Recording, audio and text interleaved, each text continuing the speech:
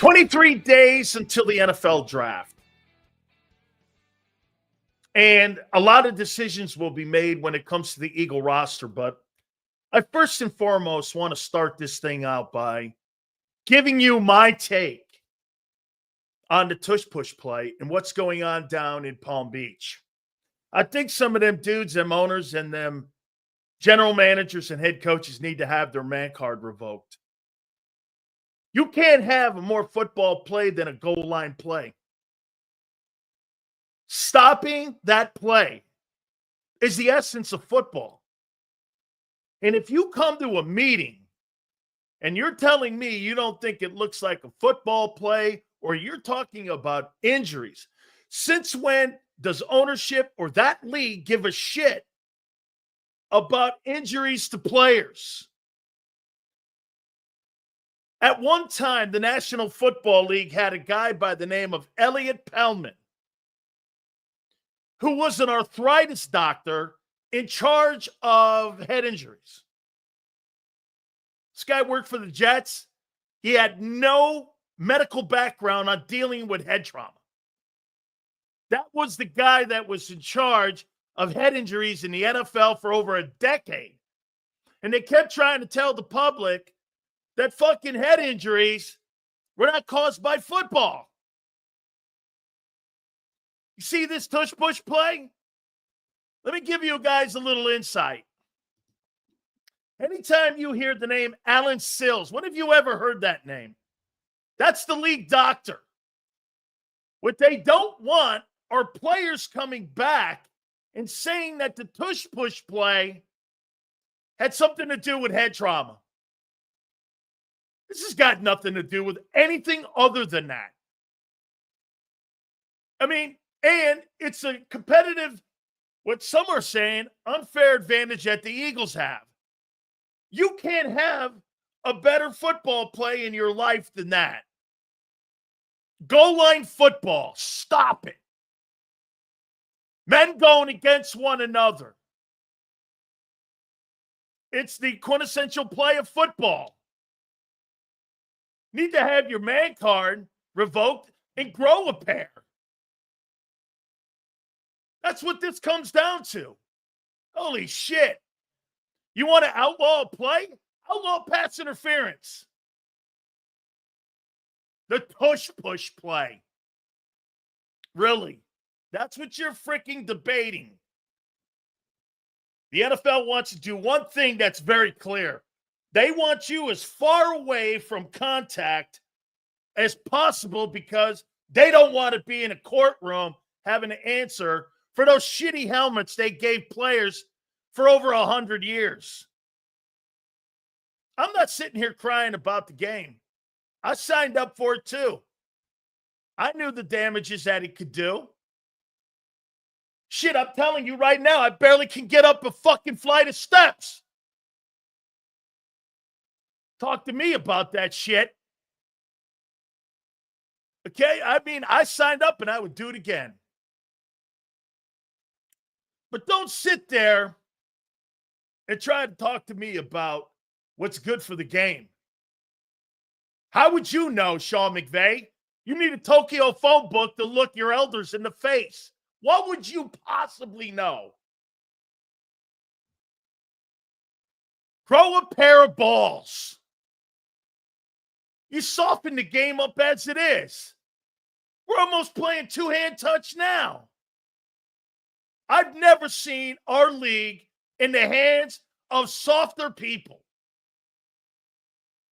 Congratulations, Philadelphia Eagle fans. You've done something that the other folks in the league that are so soft can't handle. You beat them up at recess. Awesome. Sean McDermott, Sean McVay, all dudes, have you ever strapped on a jockstrap?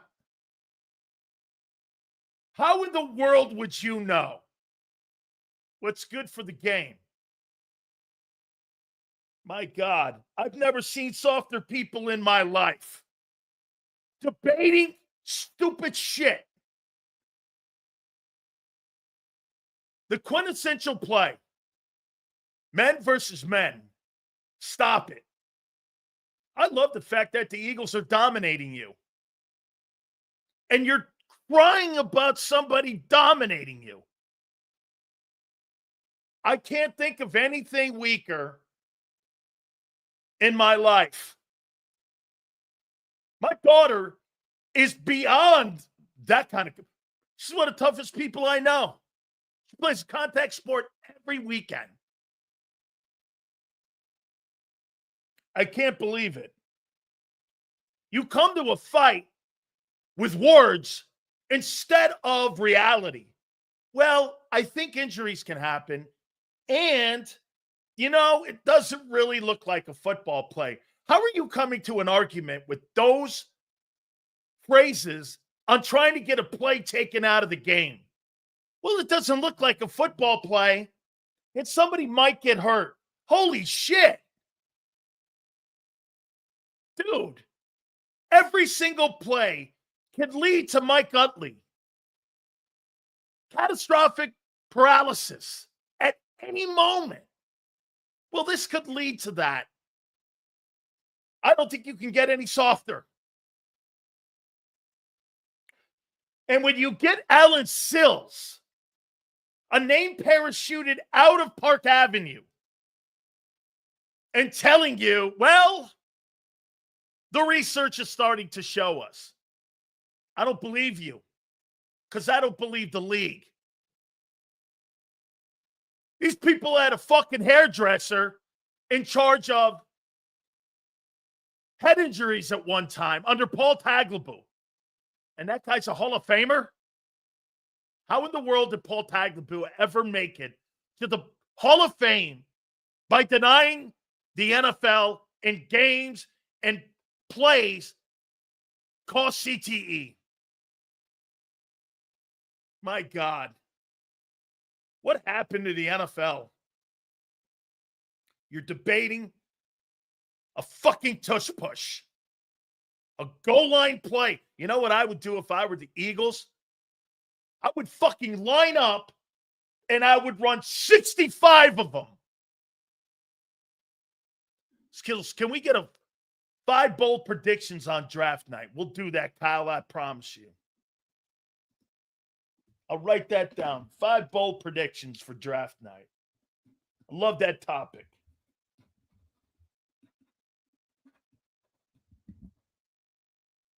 Stop them on 1st and 2nd down. Won't see it 3rd and 1. Amen. Man, I can't believe I'm talking about men in my sport that are that soft. Holy shit. Football is a physical game.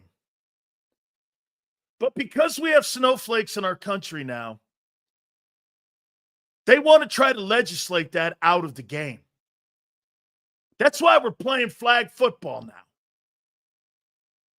So that everybody can play. Not everybody can play football. That's why there's more people in the stands than on the field. That's why there's only 16,000 men that have ever played the game still alive today. Not everybody can play that. Man. Can you be any softer? It's embarrassing. It's unbecoming of an NFL dude to have these lame-ass conversations. It's just unbecoming. I'm sick of it. You sit around with millionaires, head coaches who never played the fucking sport, talking about what's good for the game. How would you know?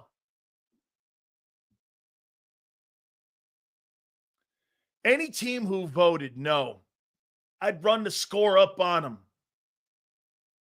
Man, David, that's kind. I would be the cheapest cheap shot artist you've ever seen in your life in games like that.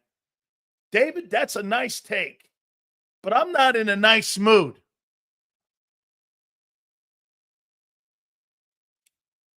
Can you be any softer?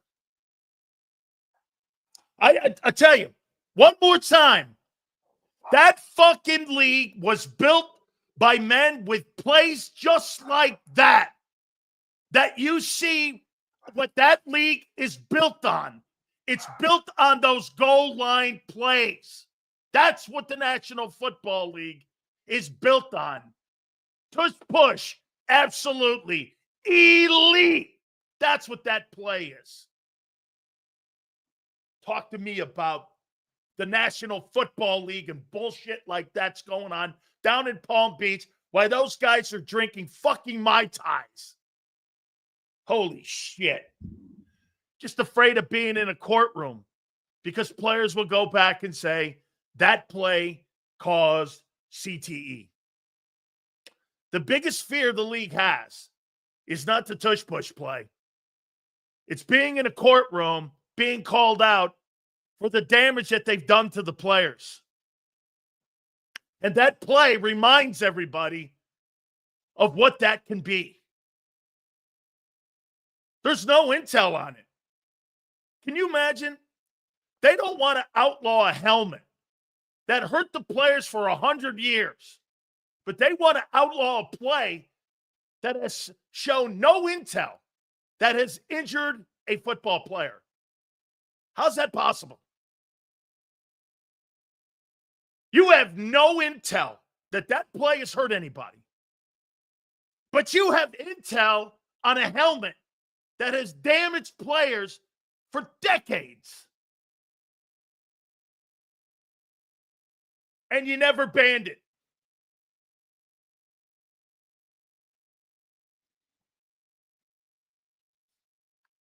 Come on, man. Grow a pair. Show me you got a pair.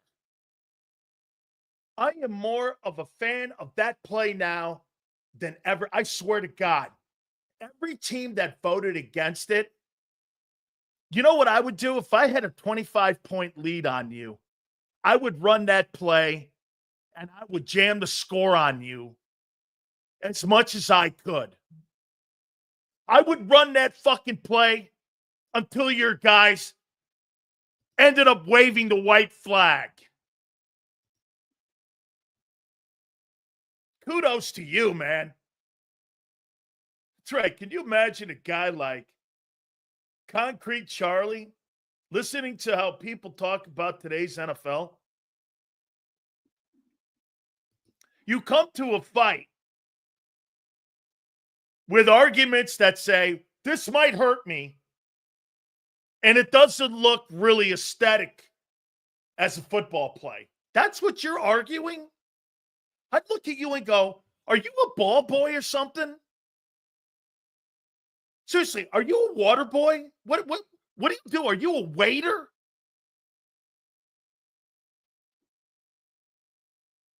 Some black ninja, they can't control it. So they want to ban it. Absolutely. Spot on. Spot on. That's a spot on take. Way to go. Let's start this Tuesday out with a great take. Hey, Philly. Kudos to you, man. You did something no team's ever done. You created a play that the league can't stop. And you know how you did it? Great drafting, great execution, great coaching, great players. Everything the league's built on. It's like being a millionaire and wanting people to go, well, you have to pay your higher fair share of taxes. So you're punishing me for being a hardworking man.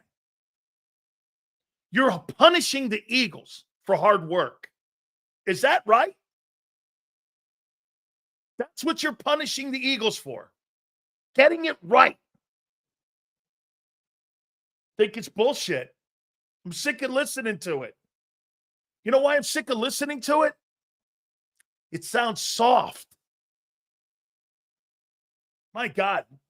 Between the holding and all the stupid penalties now and officiating and the bullshit officiating we have in the game, now you want to take a football play away.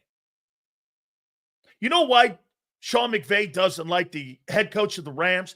You know why he doesn't like that play?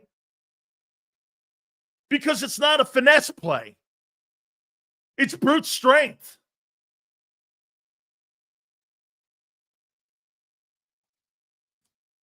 They've tabled the tush push, which is code for they've got to come up with a better way and formulate a better way of having the play eliminated. Don't kid yourself. Tabling it, it's being eliminated in some way.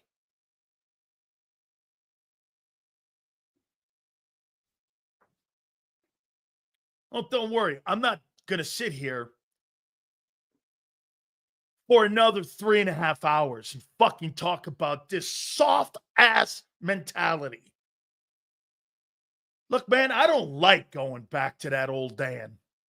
But I'll tell you what, if I saw you starting to do that shit to me and I played on that Eagle O-line, I would beat the fuck out of you. I don't like that guy.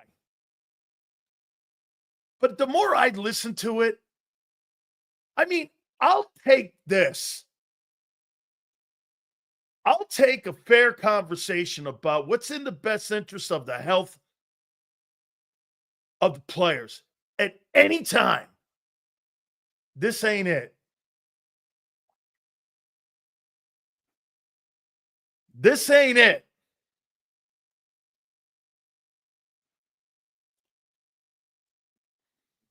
Nick Sirianni spoke. I took some things away. How he spoke to Kay Adams. I had a nice conversation with Kay. It's her first NFL owners meeting. I told her I've been to about 15 of them.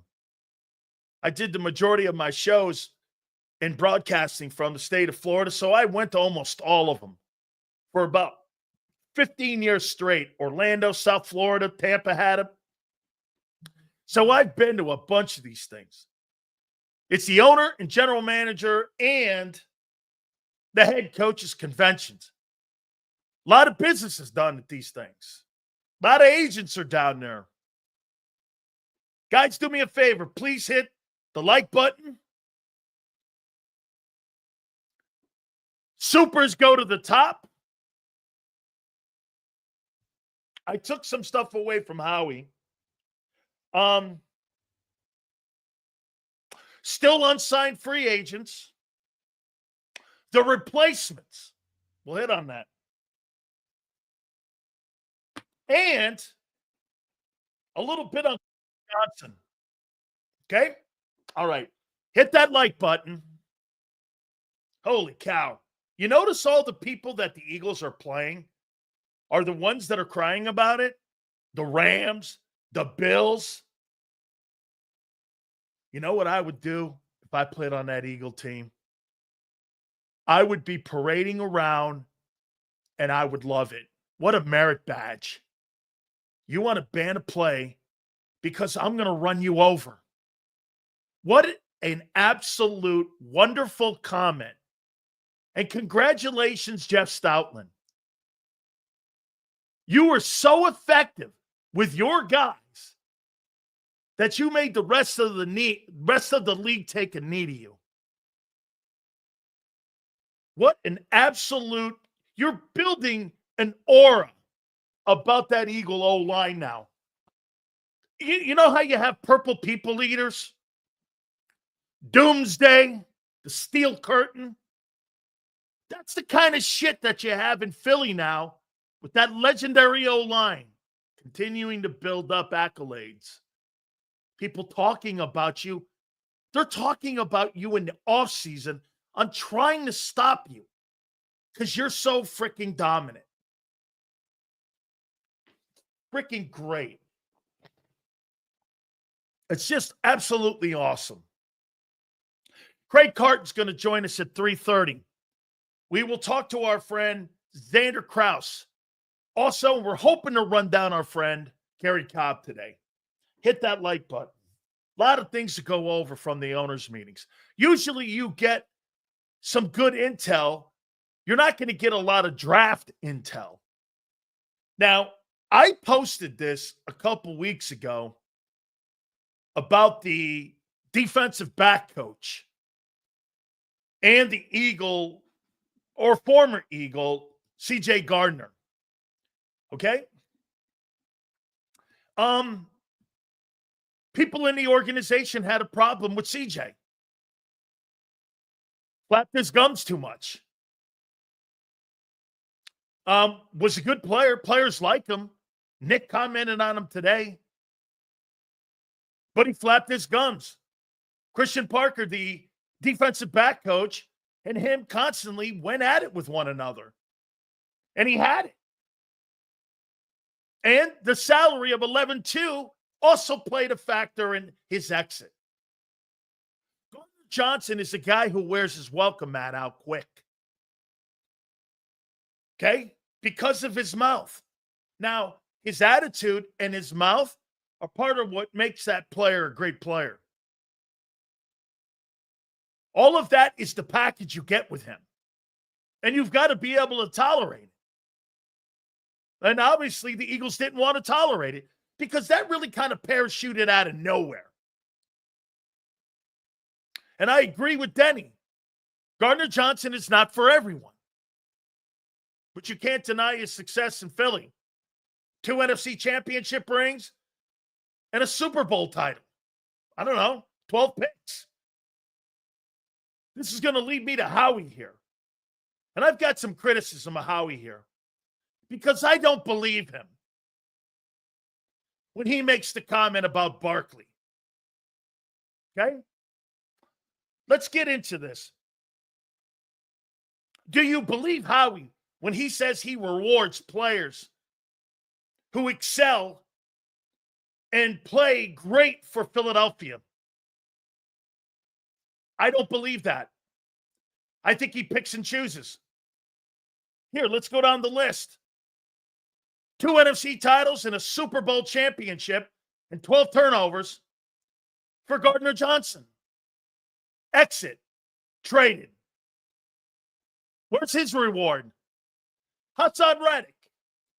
30-plus sacks in 2 years. Destroyed the NFC championship game. Wanted more money. He didn't reward him. Traded.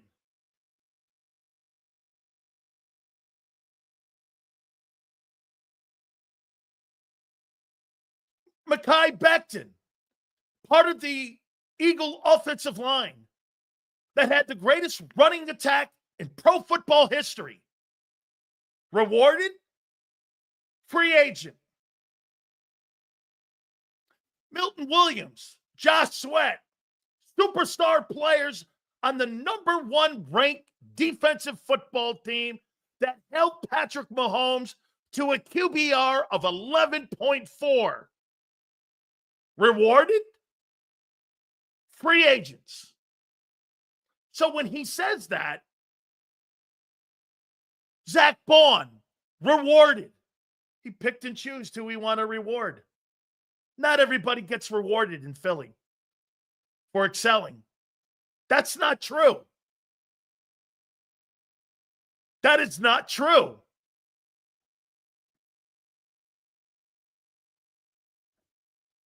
He rewarded who they wanted to reward. All the rest of those players were part of the Super Bowl also.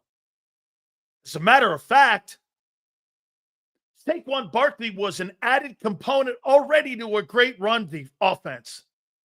Those other guys created the number 1 defense and greatest defense in Eagle history, or if you want to go this line, the most accomplished defense in NFL Eagle history. That's not true. We rewarded Barkley. How could you not? For the year he had. Okay? No one's debating that. But that line that if you come to Philly, we reward you is not true. For everyone. I see some folks going, you can't pay everyone. Exactly. It's a bullshit comment because it's not true. Well, Barkley and Bond were great. I know. They were. The comment in itself is isolated to who they want, not if you come here and excel. Every one of those guys I mentioned excelled. Slay, Milton, Josh. I'm not debating if you think you can replace them or not. I'm not debating that. That comment's bullshit. We can't keep everyone. No shit. Everyone doesn't get rewarded.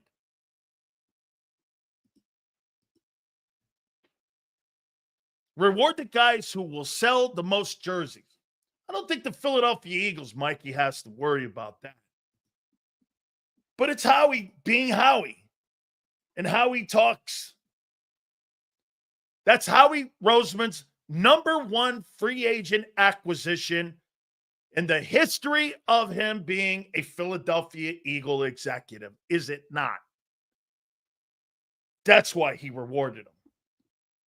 Player excelled. No getting around that. DC Trucker. I'm not debating that either. Doesn't mean you don't want to. No shit. But to sit there and say, if you come to Philly, you get rewarded on 1-year contracts, and if you do your job, you get rewarded is not true. They're going to pick and choose who they think they're going to move forward with, whether you excel or not, whether they drafted you and you go on the open market. Seriously, you trying to tell me that you think Howie Roseman would have turned around and signed Milton Williams for $26 million? No. Milton Williams overachieved from where he was drafted, outplayed Jordan Davis, was one of the better defensive football players on your team. He was not rewarded in Philly. Shit, he was even drafted in Philly. Same with Josh. Sitting around telling Kay Adams, if you're a free agent and you come to Philly, he should have said we might reward you. And by the way, one more time, I'm not saying you don't reward Barkley, but you do not reward everyone. That's untrue. I mean, it's untrue. So right there in its context, you know, when you're sitting on top of the world and you're the reigning Super Bowl champions, you get to say and do a lot of shit that people are going to give you the benefit of the doubt. And that's what you're giving them. Is it wrong to give them the benefit? No. But don't let anybody bullshit you. That's a bullshit comment. You know why? Facts don't dictate that. Every single one of those guys that rolled out of the building and got raises other places, Isaiah Rodgers, raise. Becton, raise. Milton, raise. I mean, every single guy got a raise. Every one of them. Josh Sweat, raise. They got rewarded, all right. Now, maybe to the context where he's saying, if you come to Philly, you get rewarded, maybe not here, but other places, and you'll be rewarded. That's a fair comment.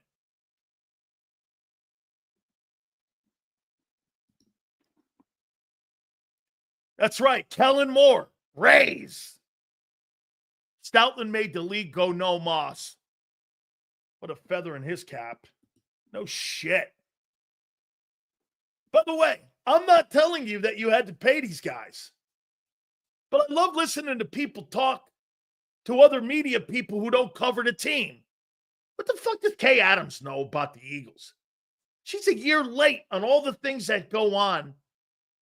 Unless you're covering those guys on a weekly, daily basis, you cover them from 37,000 feet. Darius Slay, raise. It's a great take. Slay got a raise. Howie rewards everyone. If you put the context in, if you come to Philly and you excel, we'll pay you, maybe, but someone else will pay you too. That's fair. That's a fair comment. Saquon Barkley deserved. I don't know. Again, I still don't know what the ends are to that. You got $3 million in cap space for it. You had 2 extra years with him where you was under contract. I still don't get it. All right. He had one of the greatest seasons in the history of the Philadelphia Eagles. No doubting it. I'm not debating this. What I'm debating is being truthful. Would you run the tush push with Kay? Kay's a friend. Come on now. We go back and forth all the time on Twitter. We've been friends for a bit. She does a great job, believe me. I like the stuff that she covers, real. I think she's a good female sports broadcaster, and she's a credit to the profession. I like the way she works. It's all good. Yeah, so I mean, you're trying to tell me, so do you believe Howie? To some extent. Hey, if you come to Philly, we might pay you, or someone else may pay you. I think that's the better line. Right? All right. Do me a favor. Please hit the like button. Craig Carton will join us at 3:30. We're hoping to catch up with our friend Gary Cobb, and also our friend Xander will join us. Please hit that like button. Still free agents that are out there. We're going to look at the Eagle replacements here. And Sirianni spoke. I want to get to that. I thought Nick was pretty uncomfortable today. I'll tell you what, he looked like he had just run a marathon when he had all the press around him and they were questioning him on the team. You know the problem why he stumbled around so much? Is because he barely makes any of the decisions when it came to players' exits. What would he have anything to do with whether or not Josh Sweat or Gardner Johnson or Darius Slay were to remain on the team? He had no say in that. He had input, but he had no say. You could just tell by the way he was answering questions. He was asked initially right out of the gate about his contract. He said that will take care of itself. Yeah. My question is going to be, how valuable do you see Nick in your organization? We're going to get a good sense of what the Eagles think of him and his winning and how he handles himself as a football head coach in this league. You're going to get a sense. Anybody with any kind of brains, if a guy has a 700 win percentage and is 6-2 in the postseason, what's the debate on making him the highest paid coach in the league? Get this. Here's Donnie. Players love him. Players don't pay him. I'm not talking about the players loving him. I'm talking about how much does the owner love him? How much does the organization value him? That's my question. We're going to find out. Andy Reid became the highest paid coach in the league after he won another Super Bowl last year. There's no chance in hell the Eagles are making him the highest paid head coach. And they should, if they believe that much in him and he's that much of an impact. How in the world don't you pay a guy with one of the greatest win percentages of all time, 6-2 in the playoffs, 2 Super Bowl appearances in 3 years? How don't you make him top 5? Fuck that, Neil. How don't you make him the highest paid coach in the league? Top 5? Who would be paid more than him? Andy, and then who? Mike Tomlin? John Harbaugh? The guy in Tampa, that Liam Cohen guy, just signed a $15 million a year deal. He makes double what Nick makes. Double. The head football coach at Indiana makes $10 million a year. Nick makes $6.5. Okay? Agreed. Nick's resume is insane. Shouldn't you make him the highest paid coach? If you think that highly of him, or no? Do the Eagles make him the highest paid coach in the league? Yes or no? Do they?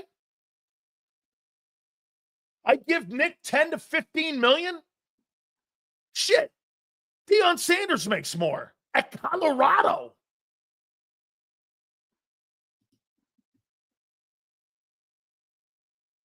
You're not paying Nick Sirianni the highest number, salary-wise, in the NFL for all he's at least done optically. Really? Okay. Well, you must not think that highly of him.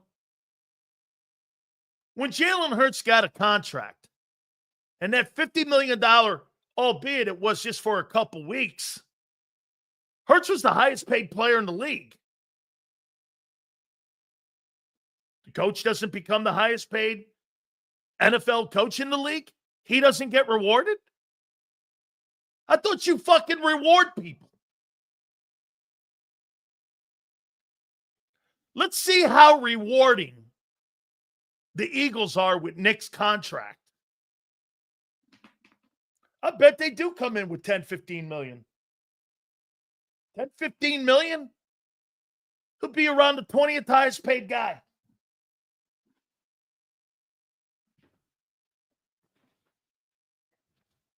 About 10 million? So you're going to give Nick Sirianni a $4 million raise.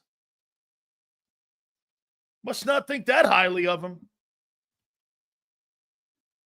10 million's fair?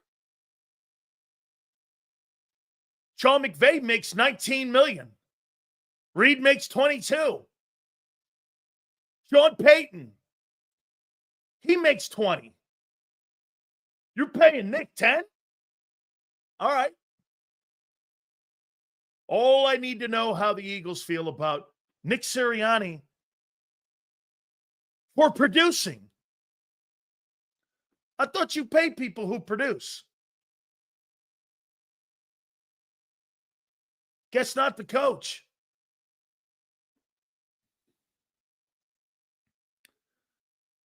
His problem is he's not a play caller. 19 is fair? Yeah. I'd agree with that. Nick Sirianni should be paid $19 million. Somewhere in between McVay and Sean Payton. Yeah. I agree. Let's see if the Eagles go that high. How many people here believe that Sirianni will sign a 3-year, $60 million contract? How many people believe that? I don't. Isn't that fair? Hey, Kyle, do me a favor. Give me Sirianni's Win percentage. Nick said that will take care of itself. First question asked, I'm like, well, if you reward people for success in Philly, and if you gave Barkley that number and you upped him, making him the highest paid running back, Neil, is that right? 742 win percentage? That's John Madden. That's Vince Lombardi. He's got win percentage numbers that rival Lombardi and Madden. And you want to pay him $12 million?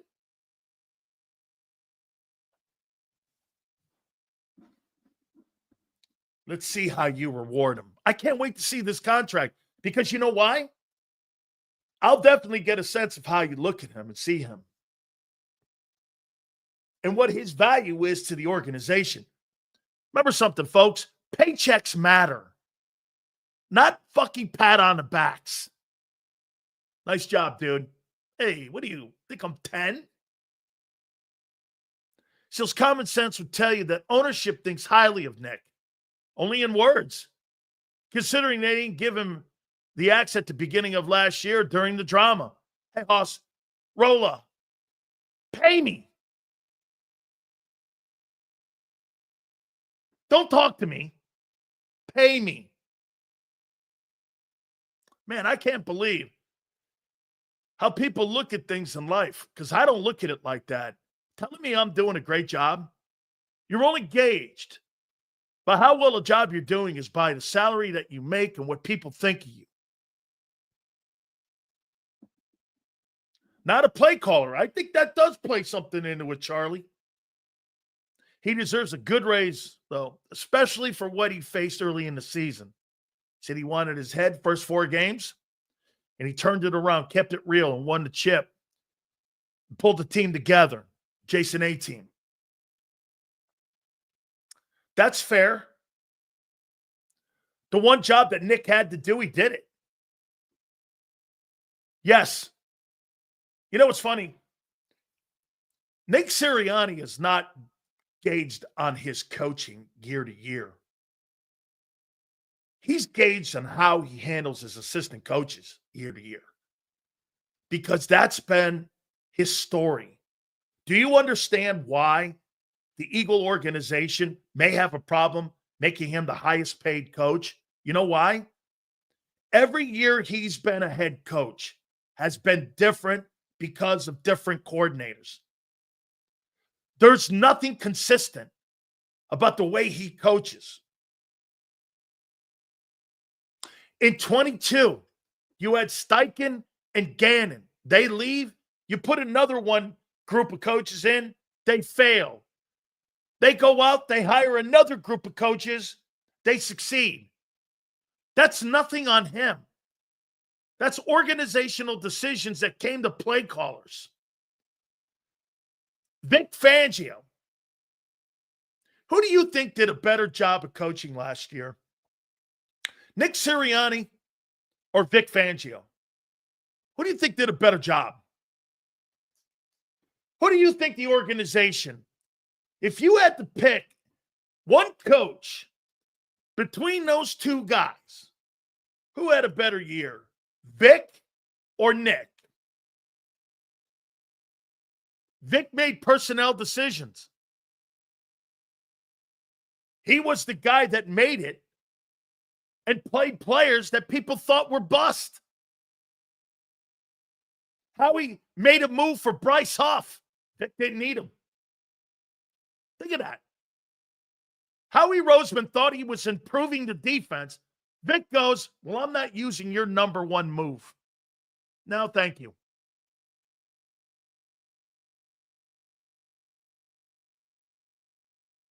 The creation of Zach Bond was like Dr. Frankenstein making Frankenstein.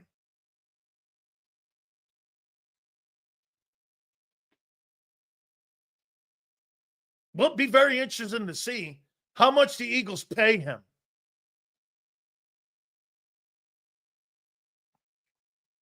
He was asked about Scott Loeffler, the Bowling Green head coach, who's now the quarterback coach. I actually love this hire.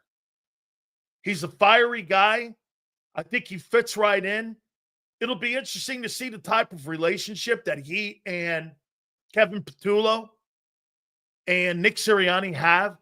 He's a fiery guy. He's coached Brady. He's coached some really great players. And fundamentally, he has a great knowledge of the game. I think that's a great under-the-radar hire this year by the Eagles. As a matter of fact, I would personally say that might be even a better hire than the elevating of Kevin Petullo. That's how much I like him. I was not a fan of Nick, but I think we forget how big a Super Bowl win is. My fear is that he starts to think he's the smartest guy in the room again, like 22. Surgical. I don't think I think Nick Sirianni does one thing that's superior to Doug Peterson. I think he's got a better feel for the room. Charlie, Coach Brady at Michigan.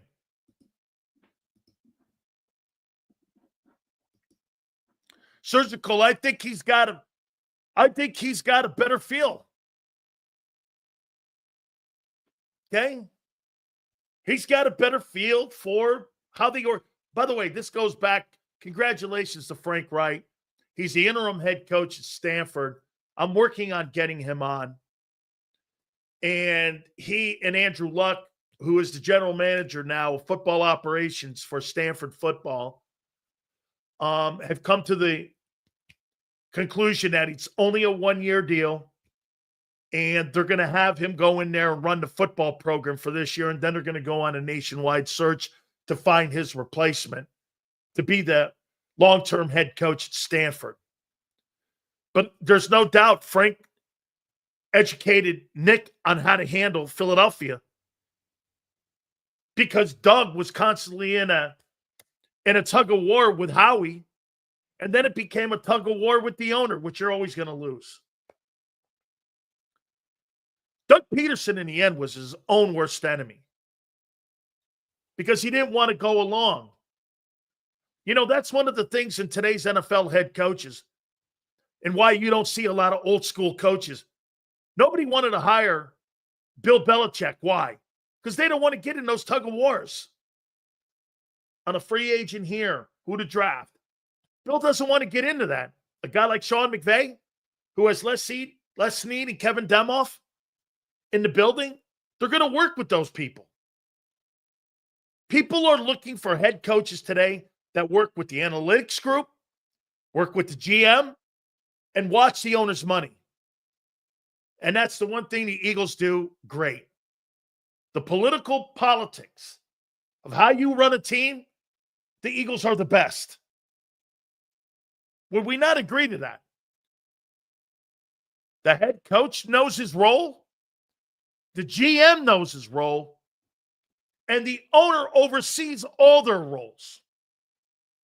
And what I like about the GM and head coach, they don't bitch like Buddy, the guy in France. It's the best political football run team in the league, the Eagles. And I think the Rams are probably second.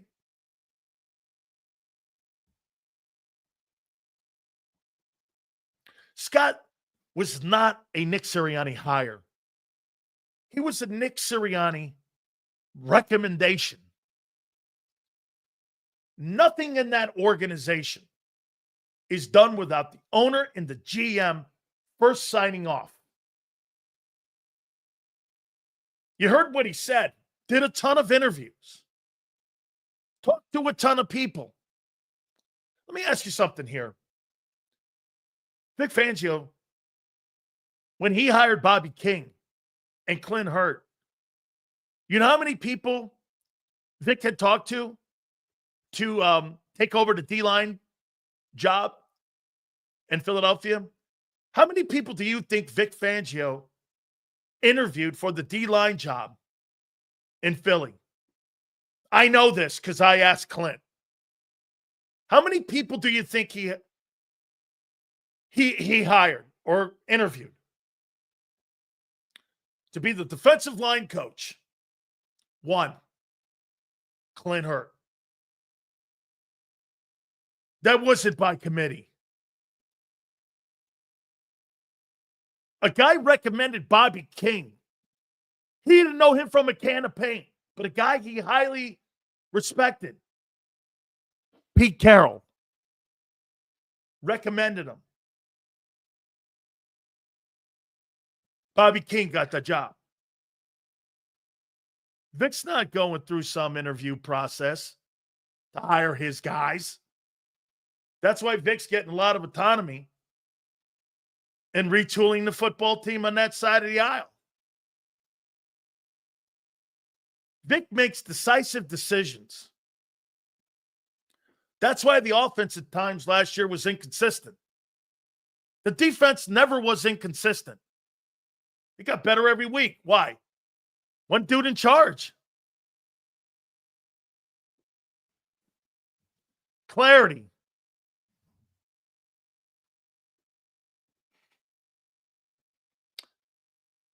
The tush push. He's made a comment. I'll tell you this. I didn't know that was a Nick Sirianni play.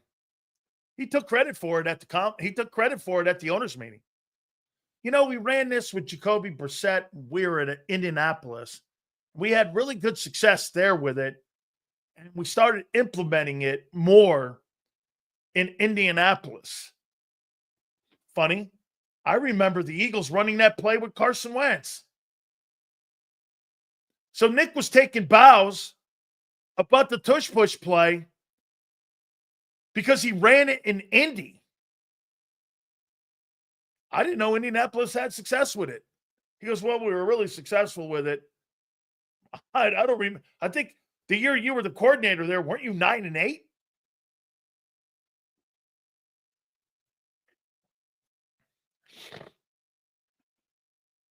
Was he taking credit for the tush push play? Okay. I didn't know it was a Nick Sirianni play. Kudos, Nick. Nick's taking credit for it. Huh. All right.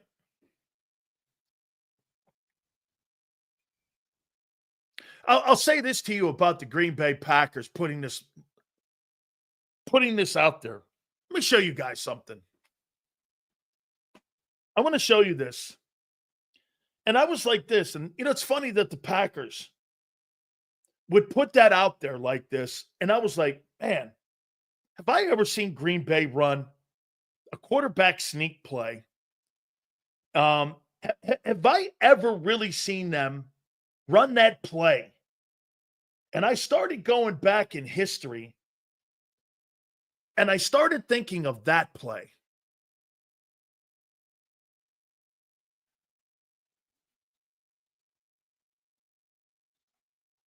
One of the most famous plays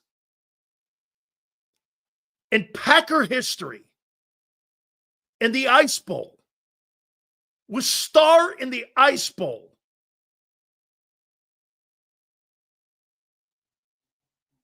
It's one of the greatest Packer plays of all time. And why was that play great? Ask yourself. You know why that play was great? Fuzzy Thurston, Jerry Kramer, Forrest Gregg, Jim Taylor, Bart Starr, Paul Hornung. That O-line. The Packers had the best O-line in football. That's a world championship play.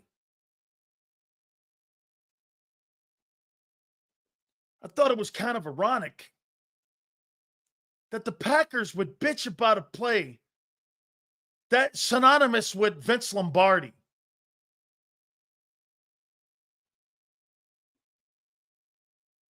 Do you even know about your history? One of the greatest plays of all time. And you got Matt LaFleur, the Green Bay Packer current head coach, going, it's really not a good football play. Well, I'm sorry. It's not a really good football play? Try telling that to Lombardi, who won 5 titles in 9 years with that play. The fuck are you talking about?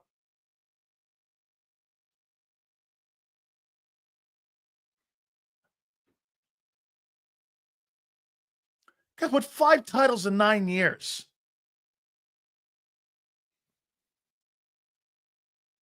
And Vince Lombardi would look at the current head coach and go, you must be a new head coach in that flag league. And I did say flag.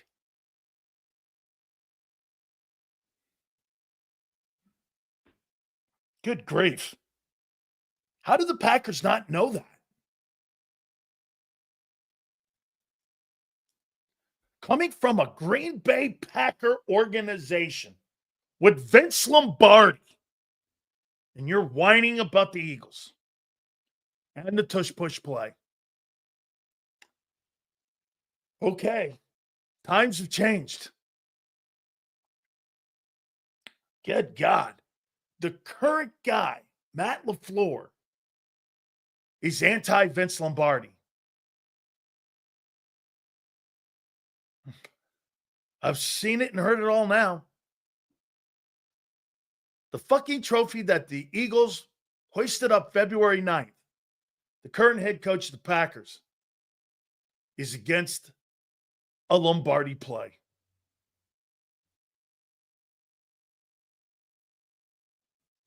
Sign of the times. Good grief.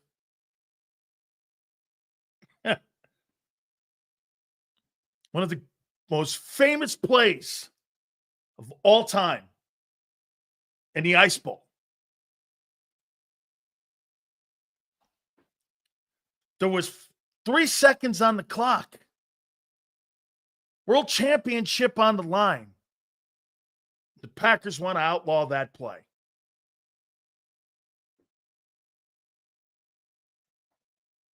The Eagles run an old school play. KC Eagle. Isn't it ironic?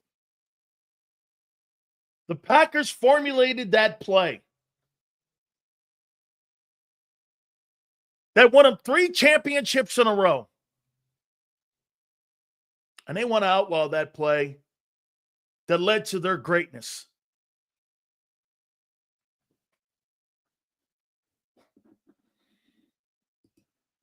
What's the Ice Bowl? Well, it's in a historic time when the league had tough men playing it. So, Dre, you have to do some research because they would make you think it was in the Roman times.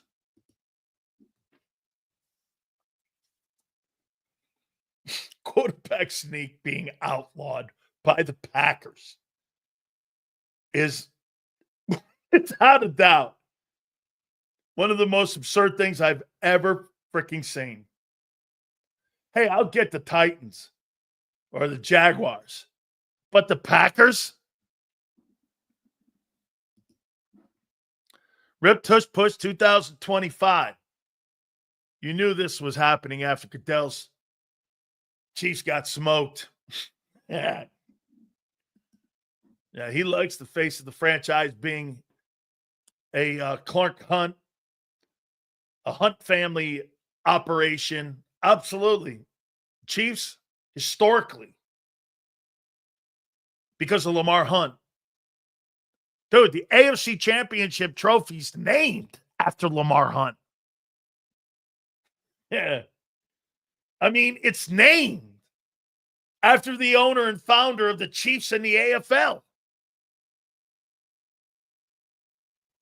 And let's move on. The Packers want to outlaw The quarterback sneak tush push play. Yeah. All right. The ice ball was back when the Pack were men. And the Packers had the best O-line in football. Thurston, Kramer,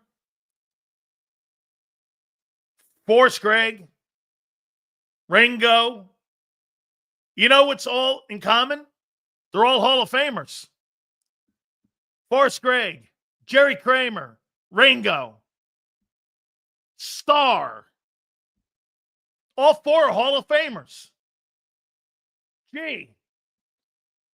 Lane, Mulata, Landon, Cam Jurgens, all Pro Bowlers.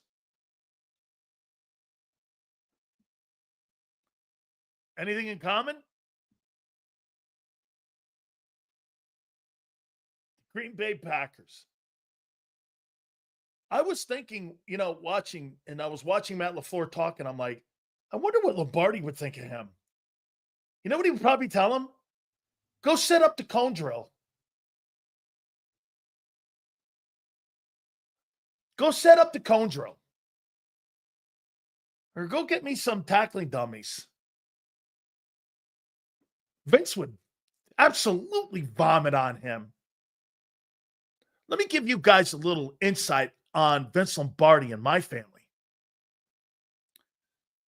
As I told you, that guy over my shoulder here, Robustelli, Vince was on the Giant coaching staff with Tom Landry. My family was very close to Lombardi. I got something downstairs I'll show you. I've told many of you this before. I got an index card that Vince wrote. And it's framed. You know what it says? We will always strive for perfection, knowing full well we'll never achieve it.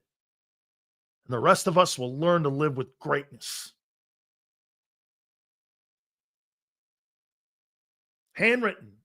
Vince Lombardi. Andy gave that to me.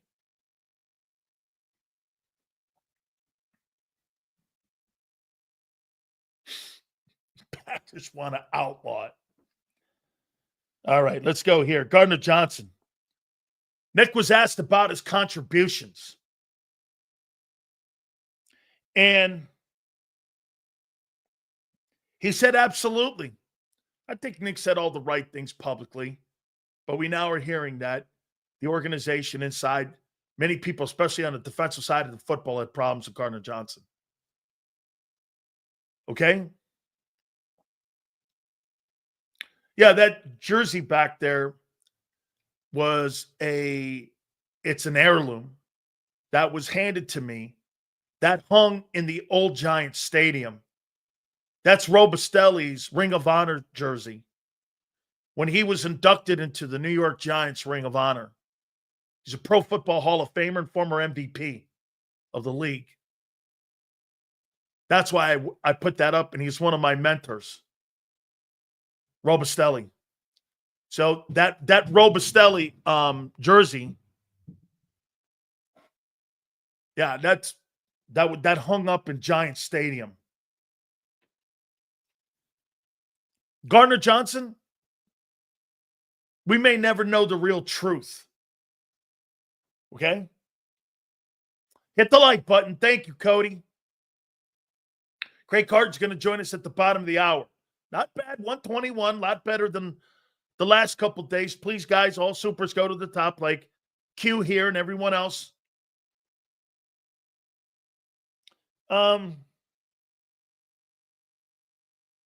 He was asked about Dallas Goedert. He couldn't answer this question fairly. You know why? You know why? Because he has no say in Goddard being on the team or not.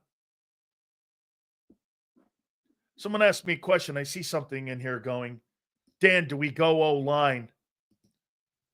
Why would you want to draft and use a first-round pick on a right guard?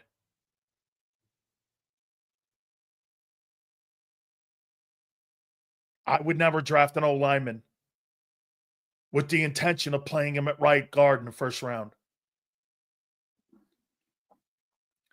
Have you ever had a first round right guard that you drafted that played right guard?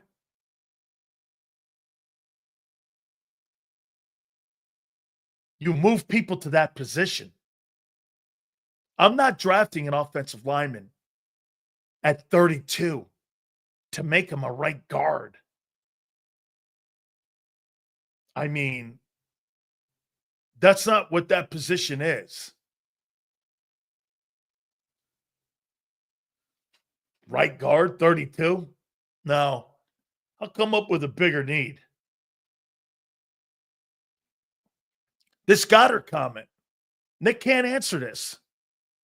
Clearly a money move. By the way, Goddard being exited off the team is by far a money move. They got 50. Am I right when I say this? Do the Eagles really have 15 guys? Am I right with this number? Kyle, count them for me. Are there 15 guys that are currently on the team right now that make $15 million or more that were drafted? Or is it they have 15 guys on the team right now since 2022 that make over $15 million? Let me take a look at that. Vaughn,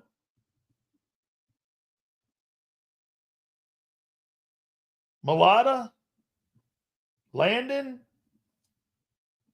Lane, Goddard, Barkley, Hurts, AJ, Devontae.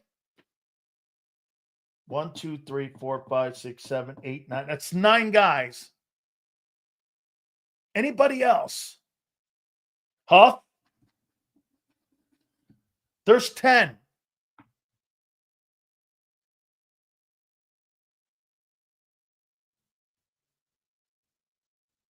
You got 10 dudes on your team that make 15 or more million dollars.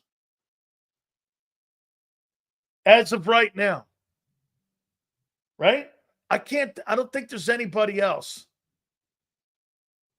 Cam doesn't yet.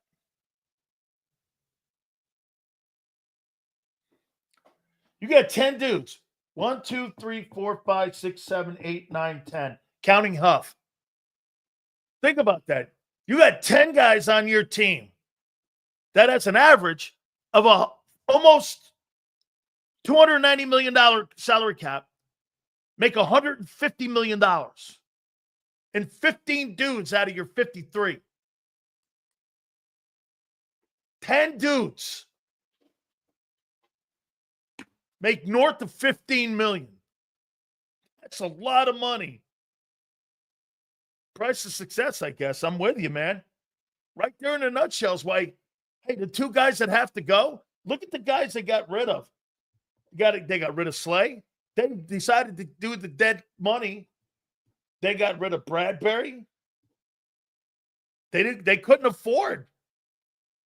And how they do their salary cap and how they spend money with Josh Sweat and with Milton Williams. Even with Mekhi Becton. It's a lot of money, man. And by the way, so next year, you'll probably move off of Huff, right? You're going to add Carter, and you're going to add Juergens, right? That's 11 dudes after next year. And if Nolan has the year Xander thinks, that's 12, making north of $15 million.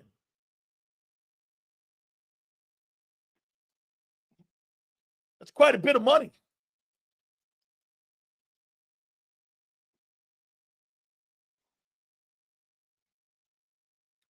I mean,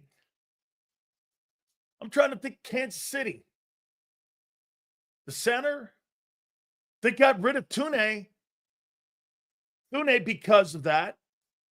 You got the quarterback, the center,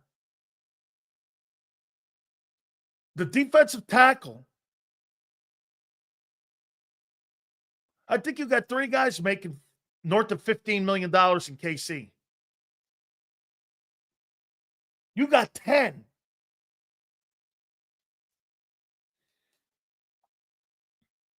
Goddard won't make it to training camp. Okay? He won't.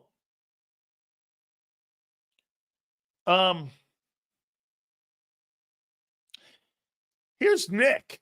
Time will tell if the new replacements will fill the roles. Funny when I say it, you guys get these dudes penciled in as superstars. Nick's like, time will tell. If we have the guys in the building that will step up and they're the guys. He's right. I completely agree with your head coach. Time will tell.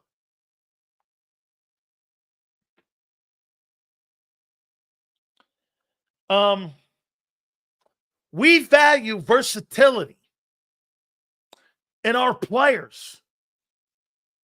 Milton Williams was a quintessential player in versatility. That's what made your defense great. He could play all up and down the line of scrimmage. Sweat could play in a 3 or a 4 technique. He could play in a 3 front or a 4 front or a 5 front. They had great versatility. Shit, you know what made Q great? How about what Vic did for him?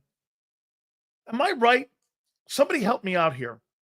Did Vic play Quinyon Mitchell in the slot? Did he play in the preseason a little bit of slot? Did he throw him over there so that he could get an understanding of the defense and what they were trying to accomplish? Didn't Vic put him over there in the slot during the exhibition season? So he was looking and checking out his versatility and then put him in his pure position. Brilliant. That's brilliant. Shit, who knows? If the Eagles had decided to leave him at the slot position, how good could he have been in that slot? Because Cooper was hurt? It doesn't work like that. Well, let me just drop the guy and drop him in here. And then he goes out and plays a superstar zone corner. I mean, that guy shows you how versatile he is. I have yet to see Cooper DeJean play out on the numbers. I've seen Quinyon Mitchell play in the slot, and he was good there.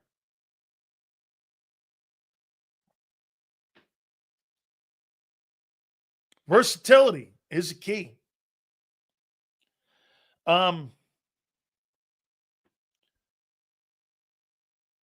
He said that we were going to be very, very competitive in these new positions. Very competitive.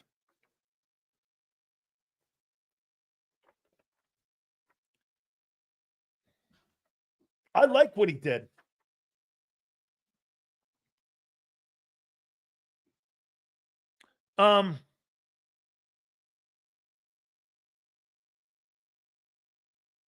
Howie did a great job at finding us players.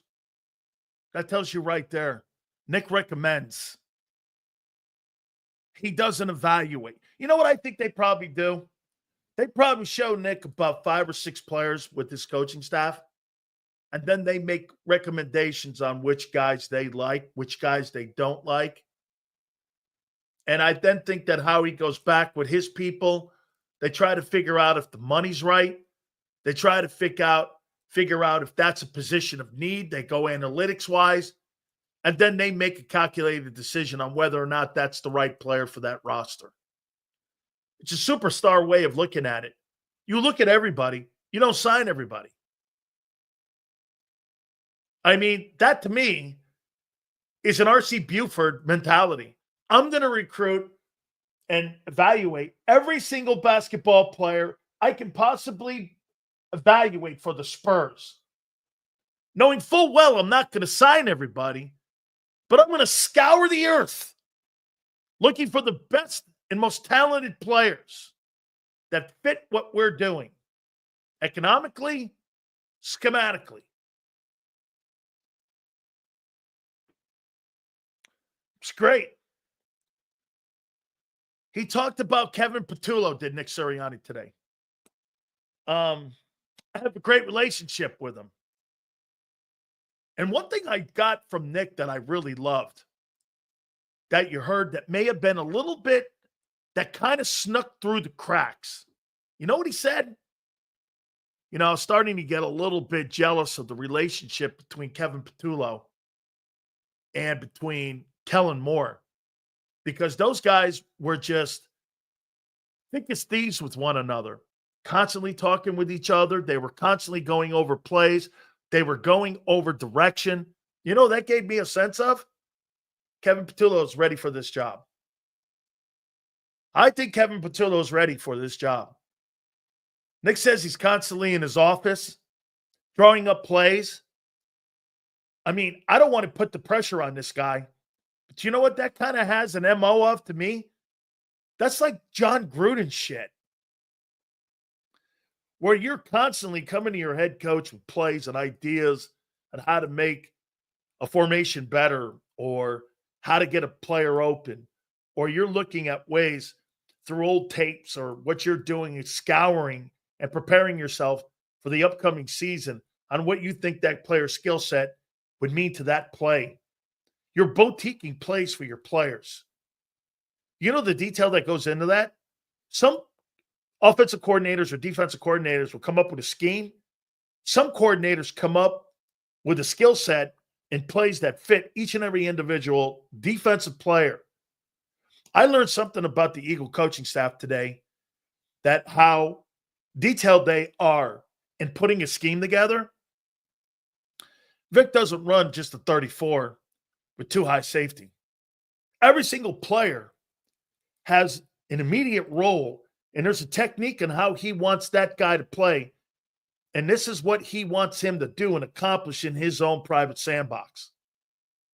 And he draws this out with the outline of the defense and what that defense. Do you understand? He's doing dual track. This is your skill set. This is what you do best. This isn't, we're going to stay away from that. So we're going to put a defense together that fits Quinyon Mitchell's skill, Cooper DeJean's skill, Reed Blankenship. This is why everybody excelled in that defense last year. Everybody was defined in their roles. It's great. You know the work that takes? That's why when a player gets hurt, it's a nightmare. But when you have player development and you can slug in Oren Burks and there's no drop-off, it's because every fucking one of those players have been. Nakobe Dean was not coached any differently than what Oren Burks was coached and vice versa. It's a detailed approach. Man, is that a lot of work. That's a 23-hour job. That's a 23-hour job in how they're putting that together. Massive detail. Because you're doing that 3 deep. What's this guy do? Now, that makes me go like this to Keely Ringo. Can Keely Ringo play a corner? Well, let's see how Vic handles him, how he plays him. He may play him deeper. He may play him shallower. I don't know yet. A guy with great speed and size, you may play Keely Ringo shallower than you did with Darius Slay, because he's a bigger dude. Now, there's a chance of getting beat over the top like that. But that's why you got Cooper DeJean back there in the slot.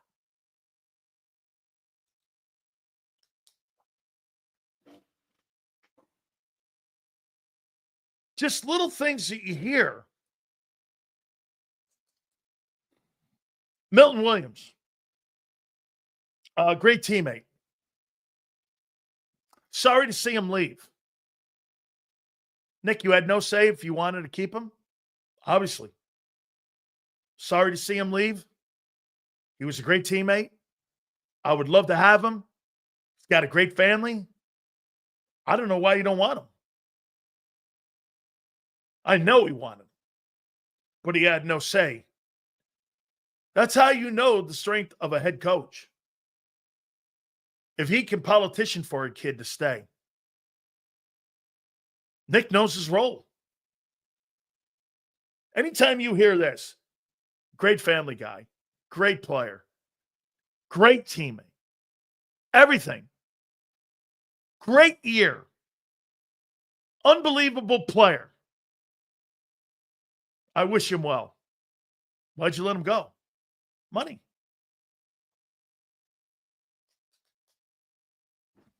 Okay.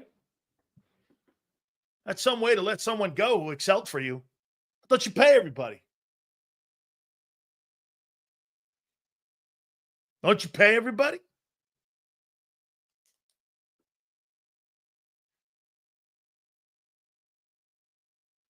I mean, right? Tyler Steen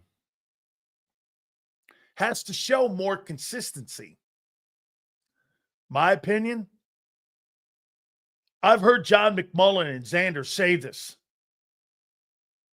They want Tyler Steen to win that job. Okay? They don't believe it.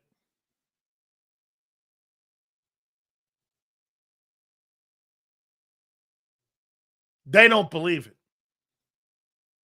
That he's going to win that job.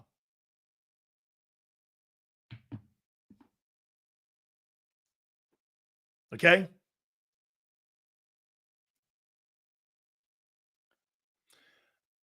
I see people over here. Hey, guys, stop acting like the NFL owners. You guys look like babies over here crying about one another. Man up.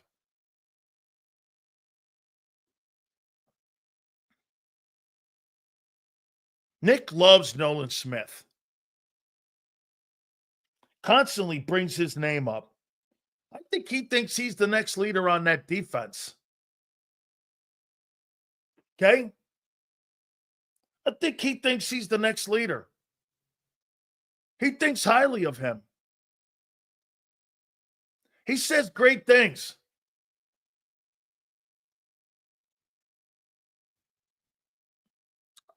Those are great comments. That's got to come from Nick, too. By the way, Craig Carton's going to join us in a couple minutes. Craig does a great job on FS1. And former WFAN and WIP host will join us here in a couple minutes. And we'll get a perspective from him on New York, both the Giants, Jets, and his take on what he sees with the Philadelphia Eagles. And also, too, I'll ask him about the tush push and what's going on. You know, remember something. Craig may not like the play because why? They kicked the shit out of the Giants with that play.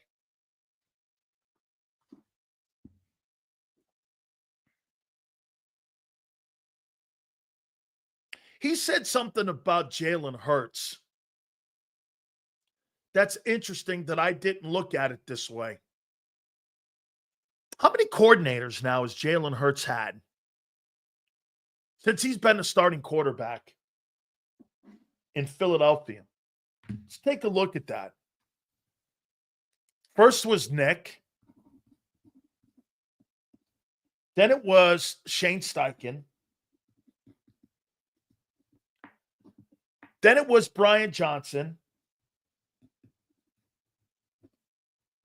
Then it was Kellen Moore. Then, and now it's Kevin Patullo. So it's 5 professionally since he's been a starter in 2022, right? 5 coordinators he's had since he's been a starter. Nick said something interesting, though. Doesn't it make sense? The more success that Jalen has, those guys are all going to go. Only one of them.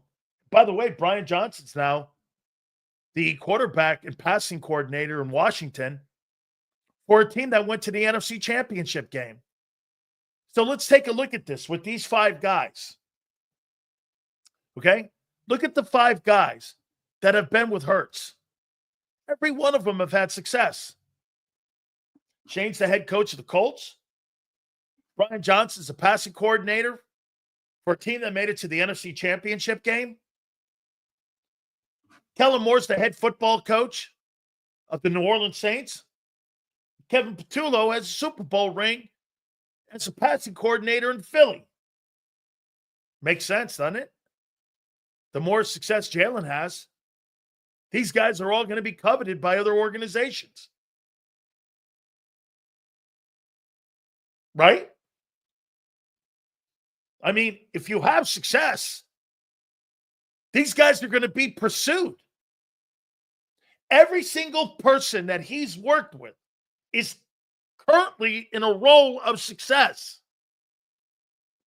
If people in Washington and Cliff Kingsbury thought that Brian Johnson was going to be a bad influence on Jaden Daniels, there's not a chance he has that role in Washington. He excelled. So it's not a failure. This guy, Brian Johnson, would it shock me if Brian Johnson's an offensive coordinator somewhere in the NFL in the next 2 years? No.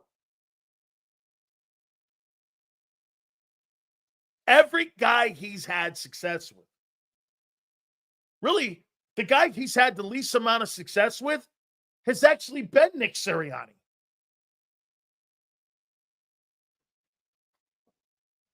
Right? He was 2-5 before Steichen took over the role as coordinator. I mean, it would not shock me. Here, do this. If Jaden Daniels has a follow-up year and he's killing it, Kingsbury and him are going to be in line, and Brian Johnson will probably be a coordinator somewhere in the league, or he could be the coordinator in Washington if Kingsbury gets a job. Hey, James, don't tell me that if Cliff Kingsbury gets a job somewhere else that they're not going to elevate Brian Johnson, because they will.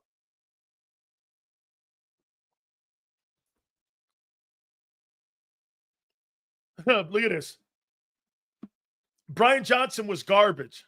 Yeah, well, he helped coach a kid to the NFC Championship game. Whatever, dude. It was the Rookie of the Year. Nick was garbage as a coordinator. He's the only guy that doesn't call plays off that list. How you doing? Hope to catch up with our friend Craig Carton. Get his take on what's going on here.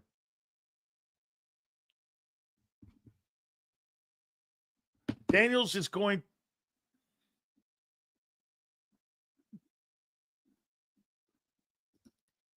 Daniels is going to get his clock clean this year. He runs a lot. He looks so fragile.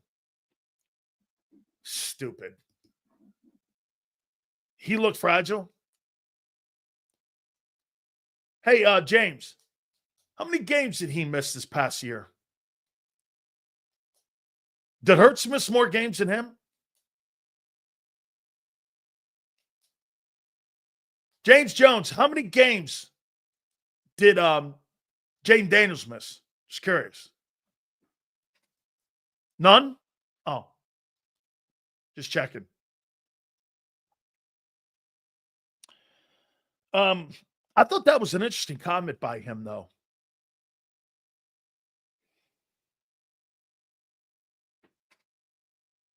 He was asked about the backup quarterback role. And he's comfortable with it. I think he was good with it too. with the backup role. I do. I think he was great with it. I want to go over, and before we get Craig on, hopefully we can catch up with Craig Carton here. We're efforting our friend. I believe he does that show on FS1. Breakfast Ball. We had Schlereth a couple weeks ago, if I'm not mistaken. Okay, so hopefully we can catch up with Craigie and get his opinion coming up here and get his thoughts here. I'll text him over too, Xander. I know that you're working on it too, so probably Xander at 4:30 because I haven't heard anything from Gary Cobb yet. Let me see here.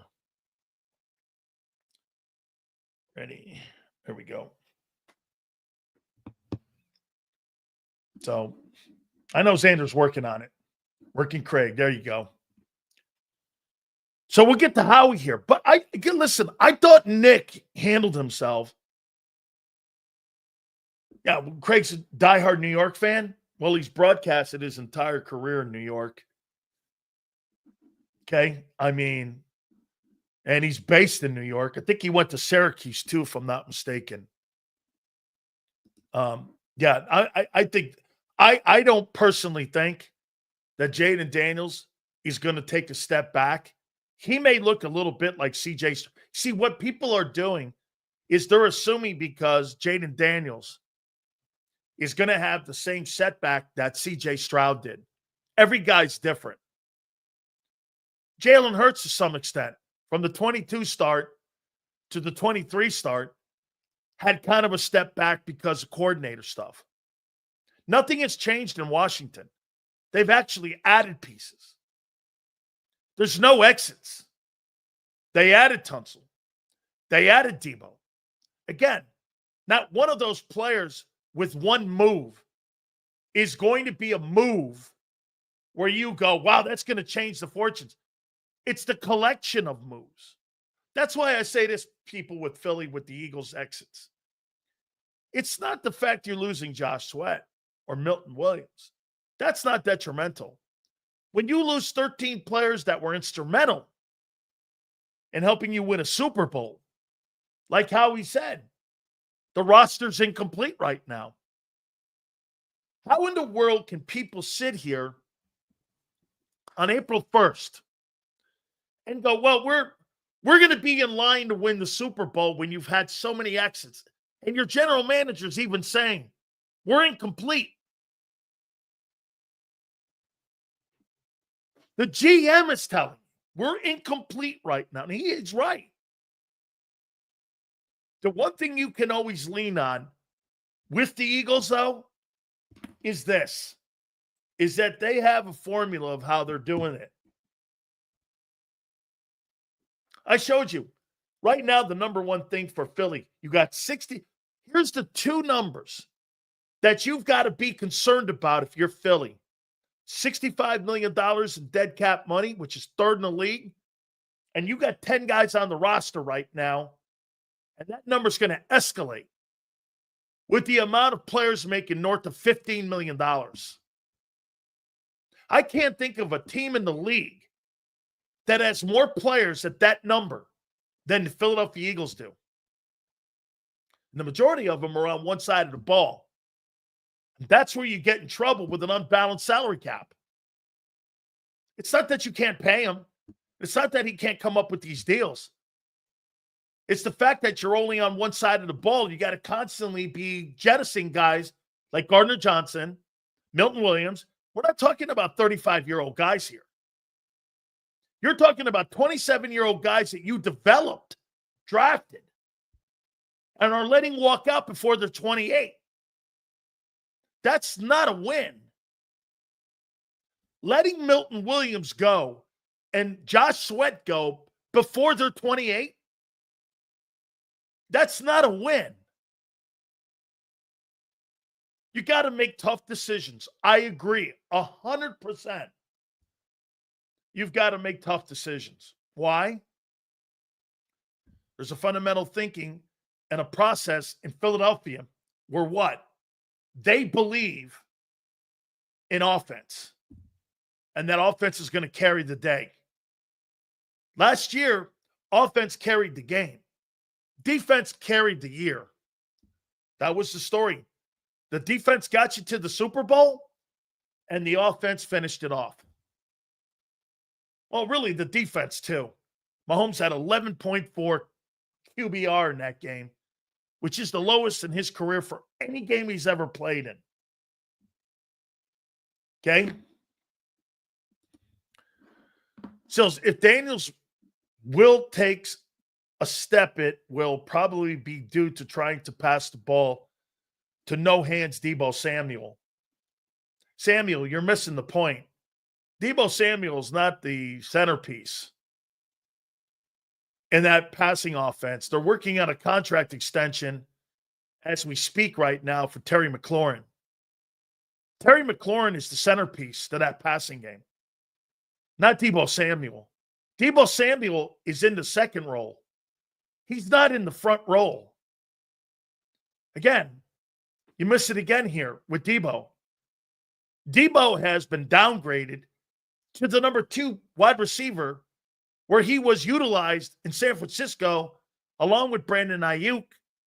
But Ayuk took that role from him. So they started putting him in that 2 role. He's in the 2 role in Washington. He's not the frontline receiver in Washington. Terry McLaurin is. And that's why they're going to pay him north of $30 million. McLaurin's going to be the next $35 million a year wide receiver. And he deserves it. He's one of the better players at his position. He's wide receiver too. As a matter of fact, Terry McLaurin is not A.J. Brown. He's not. And Deebo is not Devontae Smith.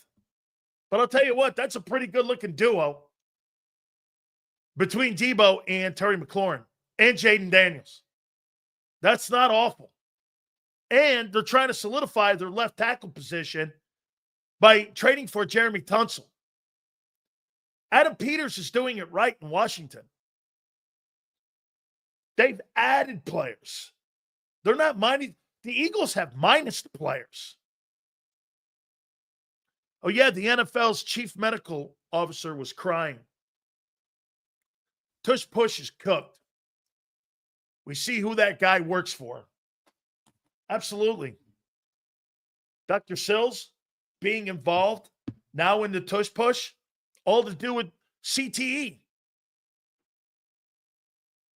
Okay? This all comes to do with CTE. We're going to get into Howie Roseman here in a second here. I know it's scary, Terry, but how did they lose the NFC title game? It wasn't because of Jaden Daniels. I thought Jaden was the best player. No, they got to upgrade their defense. They got to get better on defense. They got to keep adding. Get this. Lord, Sills is saying the commies are doing it right and the Eagles are doing it wrong. I never said that. I never fucking said the Eagles are doing it wrong. The Eagles got to pay people. You're in a different position than them. It's a stupid, non-listening take. They don't have a lot of good players in Washington, so they've got to sign free agents. Until they can get the draft right, you've got to continually hire free agents. You are in a different position. You're looking in the forefront, and you're jettisoning players. No way around it, Drew. You lost talent. Washington added talent. Whether you think it's A, B, C, or D, you lost talent. No way around it. Your freaking GM today said it, or yesterday with Kay Adams. We'll go over it here in a minute. I'll repeat his words.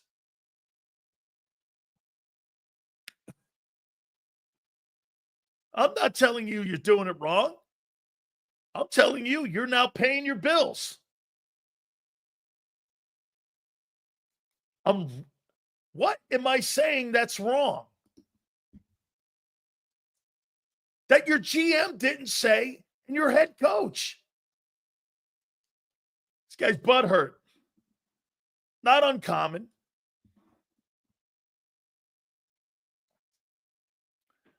You're still a better team? We'll see. Your defense, I don't know who they are. You might be. You might not be.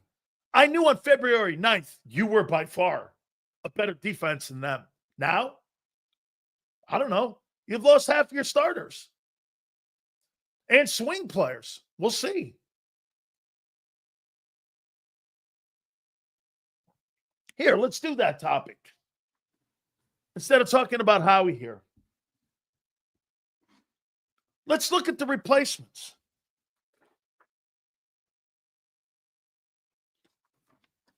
I wrote this down here. Hang on. Okay. Here are the replacements. Moro Jomo for Milton.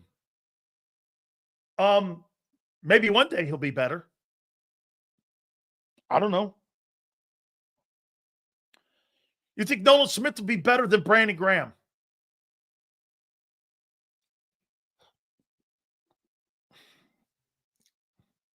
You think he'll have the type of career, 15-year career?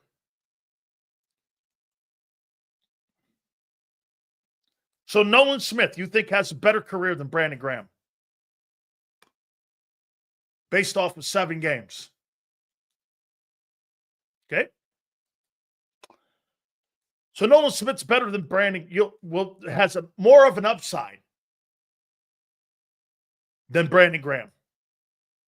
Okay?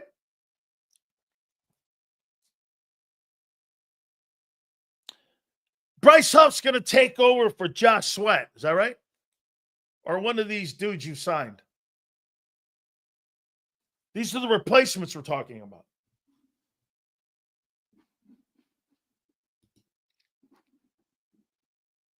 Roger Goodell is batty boy. I swear, buddy locks Mahomes in his dungeon and forces him to spam deep balls with only a G-string on. Come on, man. Oh, so Jalix Hunt. How many people believe Jalix Hunt? Let's do Jalix Hunt. We won't do Bryce Huff. So Jalix Hunt will be better than Josh Sweat. Yes? This is what you're forecasting.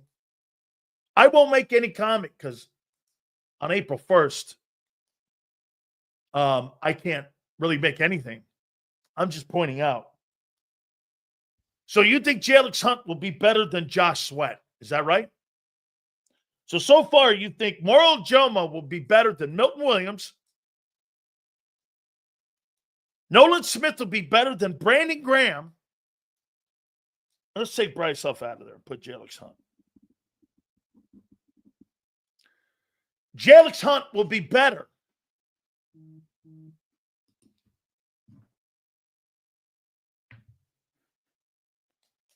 than Josh Sweat. Craig Carton's going to join us in a couple minutes. How many people believe that Sidney Brown will be better than Gardner Johnson? You guys believe that too? So, in the 4 guys I just mentioned, you believe Moro Jomo will be better than Milton Williams. Nolan Smith will have a better career than Brandon Graham. And Jalix Hunt will be better than Josh Sweat. And Sidney Brown will be a better ball player than Gardner Johnson. Okay? How many people believe that Keely Ringo, these are the replacements, Keely Ringo will be better than Darius Slay?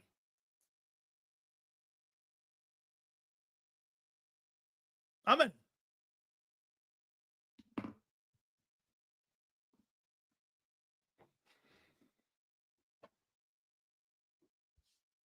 Dude,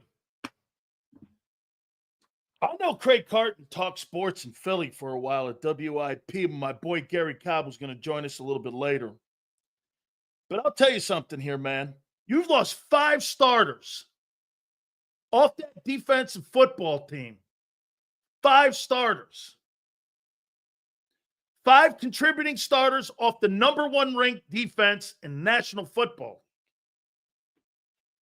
And you telling me you think on April 1st, no April Fools here, that you think you're going to roll out there and you're going to roll into a football game with dudes who have played 100 snaps.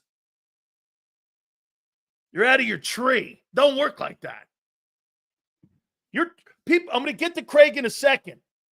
You're telling me you think Mauro Jomo's going to be a better player than Milton. Nolan Smith's going to have a better career than Brandon Graham. Jalen Hunt's going to be better than Josh Sweat. And Sidney Brown's better than Gardner Johnson. And Keely Ringo will be better than Slay. You're out of your minds. You're out of your minds. All right. The tush push. I don't know about you, but of all teams that are bitching about it, you guys don't know about the Ice Bowl. And Bart Starr running the quarterback sneak at Lambeau Field and capping off 3 championships in a row on a quarterback sneak. So Matt LaFleur goes, that's not a football play. Of all places to be bitching about it, the Green Bay Packers. Let's get to our friend Craig Carton. Does a super job on FS1. One of the absolutely best dudes there is. We had Schlereth a week ago. What? Oh, what's going on, my friend? Boy, I tell you, I didn't realize how old you were, but the fact that you were in the stadium for the Ice Bowl, wow. Oh my gosh. You look great for 96. I got to tell you. Oh my God, what a jackass. Hey man, what's your take on this thing here with the owners down there drinking mint tulips down there in Palm Beach, arguing over a play like the tush push play? Where are you on this? I think it's ridiculous that we're going to ban a play because no one else can figure out how to stop it or how to do it. And if you look at the stats, while it is obviously very successful and no one can emulate it, no one can stop it, it's only a little bit more successful than everybody else's quarterback sneak. It's just that we gave a name to it. They're on national TV a lot because they're really, really good. Obviously, a couple Super Bowl appearances add to that. And it was comical to me that of all teams that were leading the charge, or one of the 2 teams that were leading the charge against it, happened to be the Buffalo Bills, who attempted it second only to the Philadelphia Eagles. Like, I made a point on the show the other day. What's going to happen if we find some dude in college? Sorry, my fat fingers just pushed the button there. There we go. What's going to happen when we find a kid coming out of college, and I'm making this up obviously, who runs a 4.0 40, and all the team does is throw him a little swing out, pitch to the left, and every time he touches the ball, he goes 80 yards for a touchdown. Are we going to outlaw pitching the ball to the left because nobody can stop it? It's silly. I'm glad it got pushed back a year. I'm also not naive enough to not understand it is going to be banned in the future. That's 100% guaranteed. But, man, it's so weak that teams are looking to get that play banned, and I don't quite understand it. I'm going to tell you, and here's as you know, I love to do conspiracy things here. Me too. Here it is. You know, they had a dude back in the day by the name of Elliot Pellman who ran the CTE investigations for the NFL back in the day. And this guy was an he was an arthritis guy who was dealing with head trauma. Anytime you hear the name Alan Sills, Dr. Alan Sills, come in and parachute in and say, we think that this could be something that could be an injury. This goes down, in my opinion, this comes down to the fact that the NFL doesn't want players coming out later on when they're retired saying that play caused me CTE. Because again, like you said, you're trying to you're giving, there's no intel that the play has caused any injuries. None. Okay, but it could cause long-term injury if a player comes out and the Players Association says that. To me, I think this is more to do with that kind of stuff because I don't know. as you said, I think okay, what's the other reasoning to stop it then? I think it's just pure jealousy. The Eagles right now are really hot. They, 2 Super Bowl appearances in 4 years. They win a Super Bowl. Let's try to stop them from doing something they do really, really well. And look, there's no evidence, zero evidence that that particular play causes more injuries than any other play. And something you know better than I do because you played high-level football collegiately. You made it to the pros. Only a certain small percentage of the population can make that claim. Newsflash, it's a violent sport. People, now, I'm not rooting for it. I think it's terrible that you have grown men in their 40s that can't walk without a limp and have long-term, lifelong health issues. And I'm respect for that. All these men, yourself included, should be given the common courtesy of lifetime health care because the union and the NFL can certainly afford it. But dudes get hurt. It's violent. That's why we like it so much. If it became flag football, guess what? We wouldn't watch it. That's right. And That's listen, right. I don't want to hear it before you say it. You're not going to have words right now. I was late in getting to you today. Partially my fault, partially your fault. I didn't get the link. Oh, that's right. That's right. Another story for another day. That's right. But I'm giving you extra time. We can go right through 4 o'clock Eastern. We ain't taking no break. Hey, man, I love Morgan you, man. and Morgan. Morgan and Morgans, they're good. They're like, don't take a break. Keep going. Hey, man, I appreciate you doing that because I didn't give you the heads up here. Well, let me get into it. What do you make of the Eagles, man? You think they're in a position right now, the way Howie Roseman's running this team and the way Nick Sirianni is, that I love you and I appreciate the unwavering negativity towards Philadelphia, even having just won a Super Bowl. You've got a vendetta against them. I know why. I'm with you. I fully support that vendetta and screw them, but they're the best team in football. And while Howie Roseman, it's funny. When you win a Super Bowl and you're the new flavor in town, the hot girl in town at the prom, right? Everyone seems to forget the mistakes you made along the way. Harry Roseman also has Adam Schefter in his back pocket. He calls him before meetings are over to tell him exactly what's going on. And I suppose that's the price of business these days. All well and good. He's not the only one that does that. And good for Adam that he has those types of connections. That's why he's the best at what he does. And I respect that. That being said, you forgot to draft Justin Jefferson for Jalen Reagor, right? Yep. He's made colossal mistakes, and yet it's hard not to view him right now in the moment as the best general manager in the game. Hard not to view Jeff Lurie right now in the moment as one of, if not the best owners in the game. And the Eagles are going to be really, really good for a good 4, 5, 6 year stretch. I mean, secondary is as young as anyone's in football. Starting quarterback is on the right side of 30. Starting running back on the right side of 30 and just came off one of his few seasons without an injury. I think A.J. Brown at some point is probably going to be traded because I do think he's a nuisance behind the scenes, not every day, but some days. So I think that'll rear its head at some point. They're going to be really good for a long time. In New York, how do people look at Saquon Barkley in the year? I mean, surely, Craig, we all saw the Hard Knocks. Yeah. I mean, you let that guy walk out the building with no compensation, coming back to you. What's the take with Barkley and how Giant fans see him now? No, they don't view him negatively. He's the guy that publicly professed his desire to be a Giant for life and wanted in the worst way to come back. And let's work out a deal and whatever the number is, it is. Number one, when you reference Hard Knocks, I'll go to my grave shocked that John Mara and Steve Tisch allowed that segment to air. All teams that participate in Hard Knocks have the right to veto a certain segment airing. They let it air. Joe Shane's still having a job, mind-boggling to me. And I want to be clear, Joe Shane's a good dude, not a bad guy, not like one of these douchey, my poop don't stink guys. He's a good dude, in over his head, and got exposed for a lot of really bad decisions.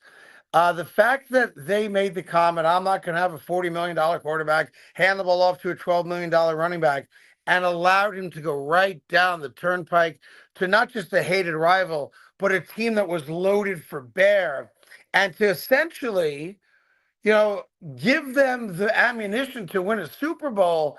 Like, if I'm the Eagles, I send Joe Shane a Super Bowl ring. Not that they couldn't have won without it. they had good running backs and Pro Bowl running backs prior to Saquon Barkley, but he was the missing link. He's that good, that special, that much of a team first dude. And the fact that the Giants played a role in that has to go down in NFL history as one of the biggest mistakes ever. Couple last ones here for you. Yeah. Okay, Russell Wilson, really? That's where the Giants landed after that mistake Yeah. with Daniel Jones, and you got Jameis. That's your quarterback room. Well, and the guy.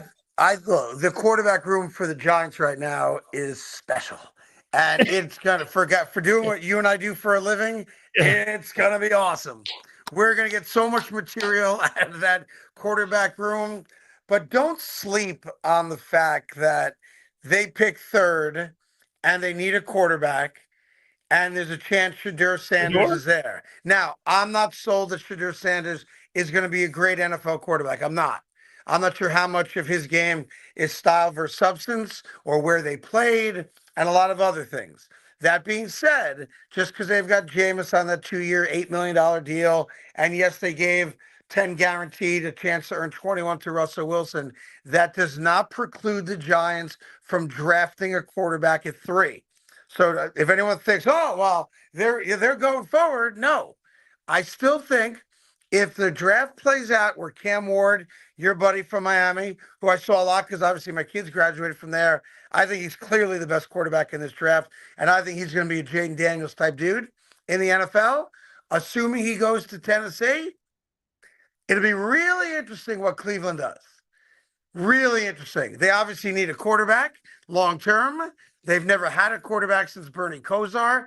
I don't count Baker Mayfield because they let him walk out the door. If they don't take Shadur, and I know some draftniks have him dropping all the way down to the middle of the first round or later, I think the New York Giants take him. The Jets landed on Justin Fields. I mean, yeah, he could you runs see the ball them really making good. a move?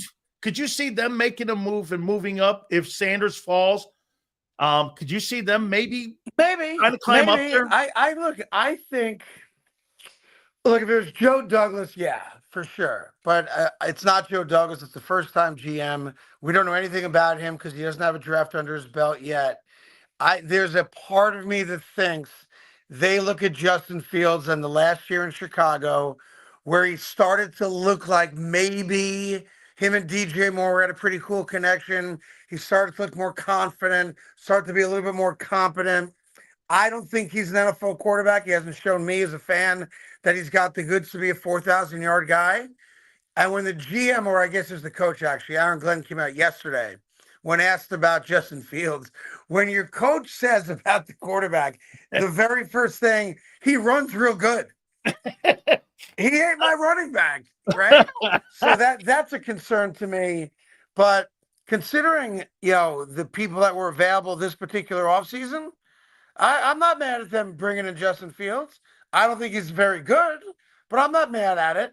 The Jets aren't making the playoffs this year with Justin Fields the way the current roster is. But, what was my choice? Russell Wilson? Right? I hear you. Right? No, I got you. And I'll say this. I know I'm alone on an island on this because God knows he had 5 games with the ball in his hands, down less than 7, and a chance to win games. I'm talking about Aaron Rodgers. I am convinced that Aaron Rodgers' last 4 or 5 games when he was finally healthy and didn't have any nagging knee, ankle, hip, that groin, was a much different quarterback than he was to start the season. And I am convinced that if he goes to Minnesota, if he goes to Pittsburgh, and I still think San Francisco's a dark horse, Aaron Rodgers is going to be a guy that leads the team to the playoffs. I'm convinced If he goes to Minnesota, Craig, they're going to do that probably after the draft because they want that compensation pick, and they want to make sure because they've got a couple compensation picks coming to them, Minnesota, so they don't want to lose any of that. If anything happens that way, I think he is. You're right. I think he's holding out because if he lands in Minnesota, it looks like Brett Favre all over again going to Minnesota because they upgraded the D tackle position. They've got Addison and they've got Jefferson. They've got a good tight end. They redid Aaron Jones. They got a good old line. I mean, they're good. Look, they're built. It's like, to me, Minnesota, and listen, maybe J.J. McCarthy becomes a good quarterback. I'm not suggesting the kid can't play. We've just never seen him play NFL football. But this is Tampa 5 years ago. Yeah. This is Tom Brady going to Tampa. Tom is healthier than Aaron is, and obviously didn't have the torn Achilles. But Minnesota twice has done this. They did it with Randall Cunningham and Yeah. should have gone to the Super Bowl. I think that was the year the missed field goal, right? The Anderson field They goal. missed. They lost to Atlanta. Right. Right. Atlanta went, Dirty Birds went instead. Yep. And then obviously the year that Brett Favre went there, where they went to the playoffs that year also. So I know it's totally different people, totally different coaching staff, new owner, all that stuff. But there is a track record for having the nucleus of a team that's good enough to win and just missing the right quarterback. And damn it, they were a win away from being the 1 seed last year. Absolutely. Okay. I'll leave you with this. Do the torpedo bats make it? Yes or no? You and me. See, to me, I'm a content guy. I don't really give a crap about any. I love content. Yeah. And now everybody's using the torpedo bats. Hell, Craig, you can't juice the players. Juice the equipment. I'm in for baseball. They need something. Does it? I love it. Does it not get outlawed? Listen, it ain't getting outlawed. It was in the game a year ago. No one paid any attention to it. Although you should have, because Giancarlo Stanton was hitting bombs last year using the torpedo bat. This is more about the Yankees than it is the bat. I know De La Cruz yesterday for the Reds switched to the bat, bang, goes 4 for 5, hits 2 home runs. He's an awesome young talent. But again, it's like, oh, no home runs before the bat. Now he's got 2. And all of a sudden, Anthony Volpe is hitting bombs. And, everyone else, Chisholm's hitting rockets all over the place. It's not going to be outlawed because it ain't illegal. But what's fascinating to me, I'm not the smartest guy in the world, and you aren't either. But if you gave me, if my tool, my trade tool was a long piece of wood for 150 years, I'd like to think that somewhere along the way, someone on the Carton tree, someone on the Sileo tree would have figured out if you put the hardest part of the wood where I use the wood the most, I'm going to get better results. Shame on us for being stupid for 150 years. And by the way, if this was, let me think. If this was the Miami Marlins now? Whatever Miami Marlins. Right. Miami Marlins. If this was the Marlins, it wouldn't be a story. This is Yankee jealousy, just like your Andy Robustelli jersey over your shoulder. It's nothing but jealousy. Yeah. Craig Carton, way to end it on that, my friend. Thank you so much for your time, brother. You always find time for me. Continued success. Thank you. I do miss you on the radio, though, bro. Well, you never know what the future holds. And tell Morgan & Morgan I need a lawyer. Okay. I will. Craig, thank you, my friend. Be All good. right. That's Craig Carton, man. I love Craigie, man. One of my favorite people in broadcasting. I absolutely love that guy, man. Great stuff. Morgan & Morgan, tell him I need a lawyer. No, I think he needs an advertiser. You know what Sanders in the background saying? Nobody comes near Morgan & Morgan. All right. All that being said, Xander will join us at the bottom of the hour. Energy? Hey, Philly native. That's what my boy Craig Carton brings. That's what we bring, man. This guy wasn't bad at all. Carton's in the New York Broadcasting Hall of Fame. And here's the guy that did time at Rikers Island. Hey, how come I get heat for some of the shit that I say? My buddy went to jail, actually did push-ups in jail, in a jail cell. And he's back on TV. It's like you guys say, it's got to be the way that I deliver it. Okay? It's got to be the way Big Sills delivers it. Never, ever. Like I said to you guys, appreciate you dudes. Please hit that like button. So let me see. One more time on the replacements here. Then we're going to talk about Howie when we come back. No, I think Craig's a great broadcaster, and he's a great friend of mine. As a matter of fact, we have a pact. He and I never go on other shows unless we know the guy and the guy comes on our show. That's why I did that hit with WIP, because of Marcus Hayes. Big Sales doesn't go on other people's shows for two reasons. I want him to know that I'm here, and unless I or you come on my program, that's when I do that. I reciprocate.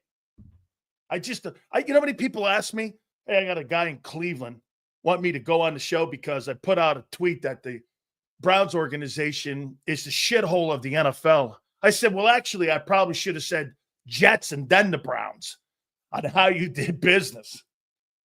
Okay? Yes. Yes. Yes. Guest topics. How you doing?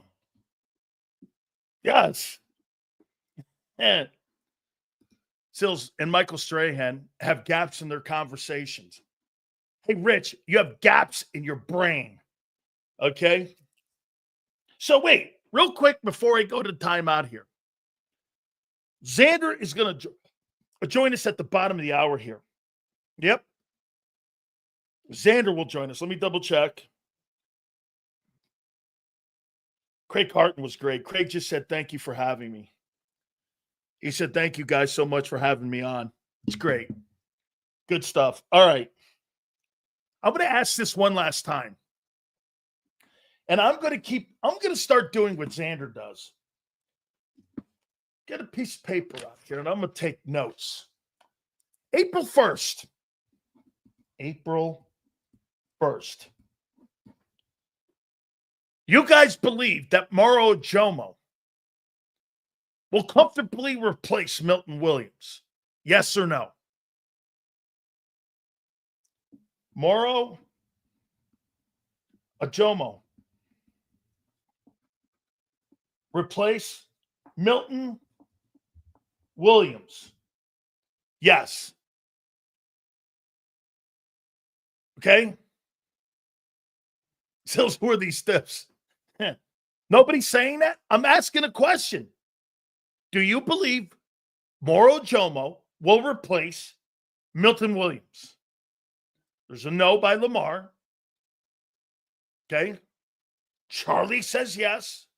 I'm going to go with the consensus. Yes. Think he can. Way to have conviction, Forrest Hill. Love those guys with conviction. Slight downgrade. That's a good way to look at it. I'm with you. Lucius, yeah. Okay, so you believe that. I'm going to put a plus next to that. Moro Ojomo replaces Milton Williams comfortably. Okay. Nolan Smith, does he comfortably replace Brandon Graham? Nolan Smith for 17 ball games. Do you believe that Nolan Smith will replace Brandon Graham? No. Yes. Yep. Okay. There's another one. Sounds like to me, you guys are comfortable so far in your replacements. That's what I got down in one of the topics, the replacements. An upgrade. You think Nolan Smith is an upgrade to Brandon Graham? Okay. How many people believe Jalix Hunt will replace Josh Sweat? Jalix Hunt. Replace Josh Sweat. Yeah, definitely yes. I do. Okay. So, you believe Moro Ojomo replaces Milton Williams. Nolan Smith replaces Brandon Graham comfortably. And Jalix Hunt replaces Josh Sweat comfortably. Wow. Okay. How many people believe that Sidney Brown, one of the replacements, replaces Gardner Johnson?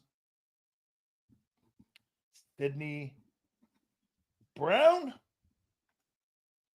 replaces CJ. Okay? How many people believe that Sidney replaces Gardner Johnson and those 12 picks in 2 years? Not right away. No. Okay, well, I'm going to underline this one because some of you are not sold on Sidney. It's the first one. Okay, fair enough. How many people believe that Keely Ringo will replace Darius Slay? Keely Ringo replaces, I'm keeping this, Slay. No. Okay, fair enough. I'm asking you guys. Then I'll give you my take. How many people believe that Kenyon Green will replace Mekhi Becton or Tyler Steen? Replace Mekhi Becton. Kenyon Green or Tyler Becton.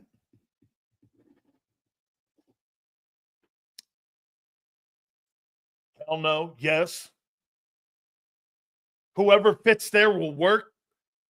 Too bad Stout you can't play the position. Too early to tell. That's always a great take. Okay. Look at you. Somebody said in here Washington can't stop the run. Well, you lost 2 guys in your front 4. You think that plays a factor? Probably not, right? Because Moro Jomo will Nolan Smith to take over and Jalix Hunt. All right. So, Moro Ajomo comfortably replaces Milton Williams. Me? Not happening. I think he'll be a solid player, Moro Ajomo. To replace Milton, Milton was better than Jordan Davis last year. He was better. In Vic's scheme. By the way, remember something. This is the second year in Vic's scheme. Can you imagine how good Milton and Josh would have been if they would have had 2 years in it?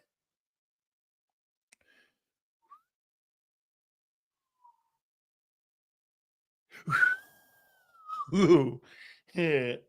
Can you imagine? Sidney Brown, I'm not sold. I think he's a special teams dude. You know what I would do to him? I would line him up on special teams. Hey, Kyle, somebody do me a favor. What was that guy's name that played in New England that made all those Pro Bowls as a special teams guy? That kid Slater. Remember that kid Slater they had up there who played all them years in New England and made all them Pro Bowls? God, he was a great player. And he was one of the major factors on why that special teams was exceptional, was because having that guy out there. I think he was like a 7-8 time Pro Bowler playing on special teams. I could see Brown playing that role with Michael Clay in that role. That Slater kid could play, man.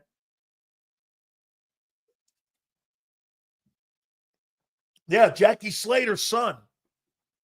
That kid can play some ball. Absolutely.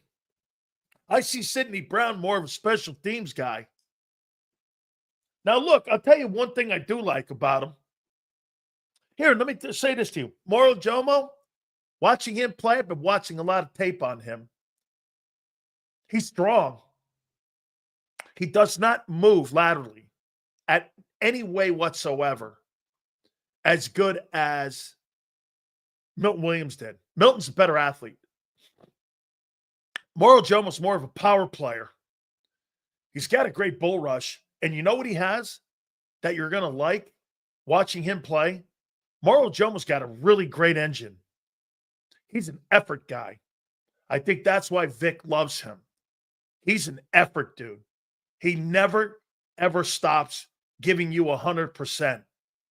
He gives you that overachieving attitude where, he goes until the whistle. He plays hard. He's not as skilled. And I don't think the versatility is going to be there. I may be wrong. I've never seen him play in them other roles. To me, I wish Davis could play the 3 and put him at the nose. You might be better there. Because I think he plays with his pads lower. Because again, the one thing that Jordan Davis does that drives me crazy and drives Clint Hurt crazy, he plays too high. When he plays low, he's a really good interior inside nose tackle. But the problem with him at a 3 technique, he tries to peek in the backfield. And when he peeks in the backfield, he gets knocked off the ball in the 3 technique. So that's the problem. That's why he can't play that 3. You see, he looks around for the ball too much. When he's on the nose, he has to take care of that A and B gap. So he has to stay low. Plus, you're taking 2 guys on at all times. That's why that role fits him better. It's playing because it forces you to keep your pads down when you play the nose. When you're a 3, its tendency is to play high and look for the ball. But then he gets wheeled off the ball. And then you create lanes, and then you create a problem for the linebacker scraping down the line of scrimmage. Because that line of scrimmage gets moved back. The linebacker has to make a bow to get over in the angle of pursuit, and it hurts your angles. So him being in a 3 technique bothers people because he can't really play it. So I would like to see Moro Jomo more of the inside guy. Now, maybe if they get Walter Nolan from Ole Miss, or they get the kid from Oregon or Michigan, put him in the defensive tackle position. By the way, I disagree with John. Walter Nolan and the kid from Michigan and the kid from Oregon, they're not nose tackles. They're defensive tackles. The majority of the time, those 3 dudes were playing in a 3 technique. So you're not drafting a nose there. Those guys aren't nose tackles. Now, they moved up and down the line of scrimmage. Maybe they were over the nose or shade or in a 1 technique or in a 2 and a 3. But the majority of the time when those guys were playing, those guys, again, at the end of the day, were in a position where those guys were moved up and down the line of scrimmage, and those guys were able to be, again, moved. So they're not traditional nose tackles. Okay? It's again, that's what I'd rather see Moro Jomo there. So, Sills, would you say JD loses fundamentals when he's more tired? I'm sure with another year of being drilled, he'll play better. I think he was in good shape. I think he was in decent shape. I think the position that they have him in now, I think it forces him to keep his pads low. The only problem is nose tackles aren't on the field a lot. Look, Vita Vea is a 10 times better ball player than Jordan Davis. It's not close. He takes double teams on better. He stays low to the ground. He's a better pass rusher. He's a force in the middle. 2 best guys in the league. Now, again, the guy in New York and the guy in Tampa, those 2 dudes are the best in the sport. Jordan Davis is probably, as a nose in the league, top 15, top 12. He's not exceptional. He's good. He's just not exceptional. You know what good is? Good could be a 3rd or 4th round draft choice, could do that job for you at less the money or half the money. So again, he's overpaid. That guy's overpaid for what they're asking him to do. He's essential in playing that 3 technique, but I would rather see Moro Jomo playing at that position than Jordan Davis. But Davis can't play the 3. I mean, big year coming for JD. Got to be more consistent. Dude, Taylor, he's never shown a propensity to be able to play the 3 technique. I mean, you line him up in the 3, he gets drilled off the ball.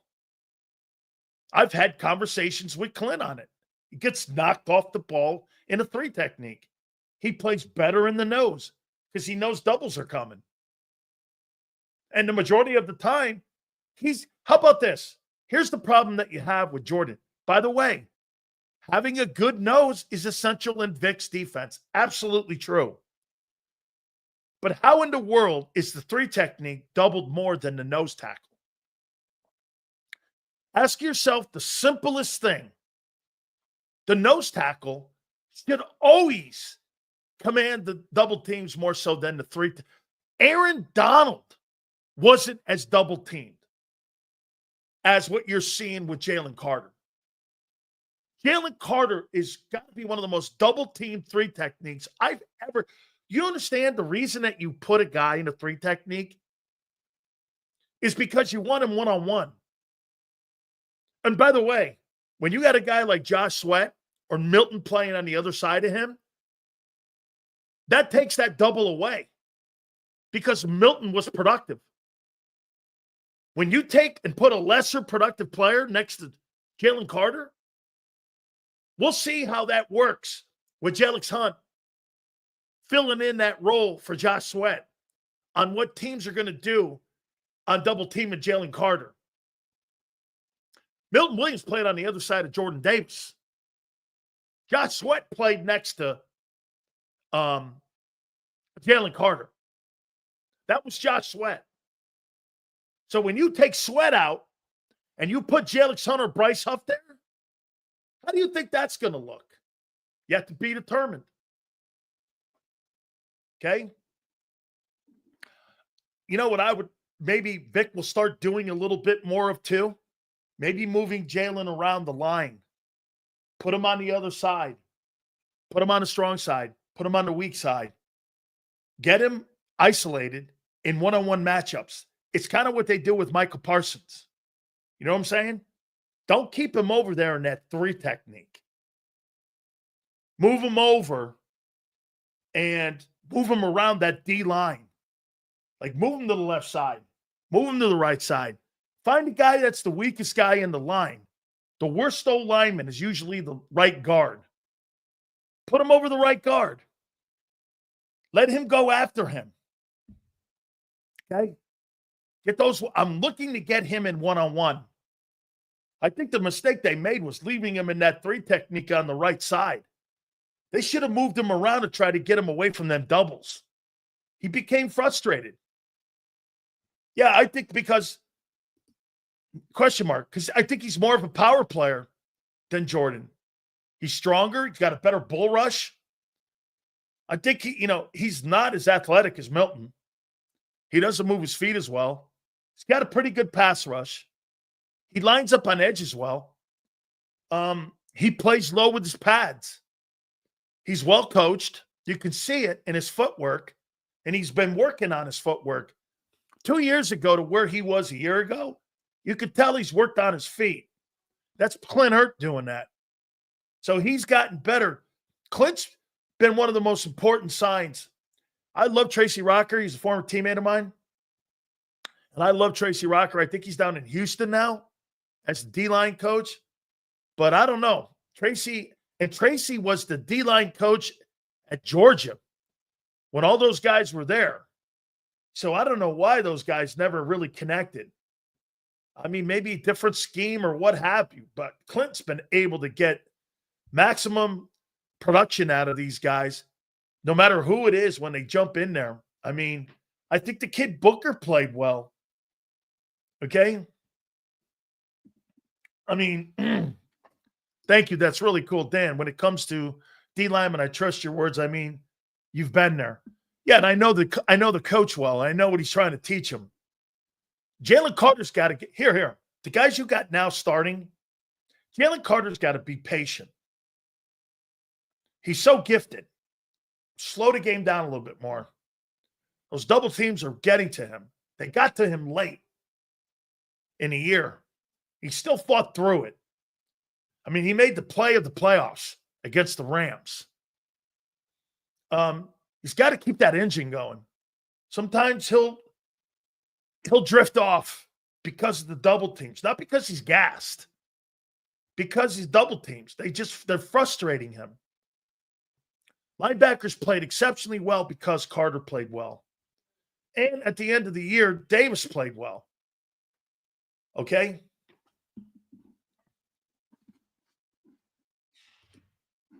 Seals, would you trade Carter for 2 first-rounders and a third? No. There's nobody coming out in the draft that's as good as that guy, and I said it on draft night. No, thank you. I'm going to build my defense around him. He's the centerpiece of me building my defense. I would trade anybody else on that defense, not him. Here, guys I wouldn't trade. Malata, him,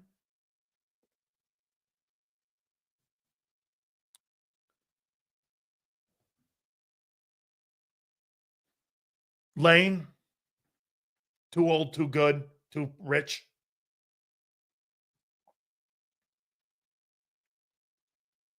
There's nobody else on that team I wouldn't trade. The 2 young guys, I don't know what they are yet. They look very good. Q and Cooper, maybe. I don't know yet. We'll see. I saw Sauce Gardner take steps back the last 2 years after an exceptional rookie year. People are calling him the best corner in the league. Well, that's not the case. Best corner in the league right now, one of them's in Denver, the other one's in Houston. Those are the best corners in the sport. Why? Because they're man cover corners. Those are the 2 best because they can play zone and they play man.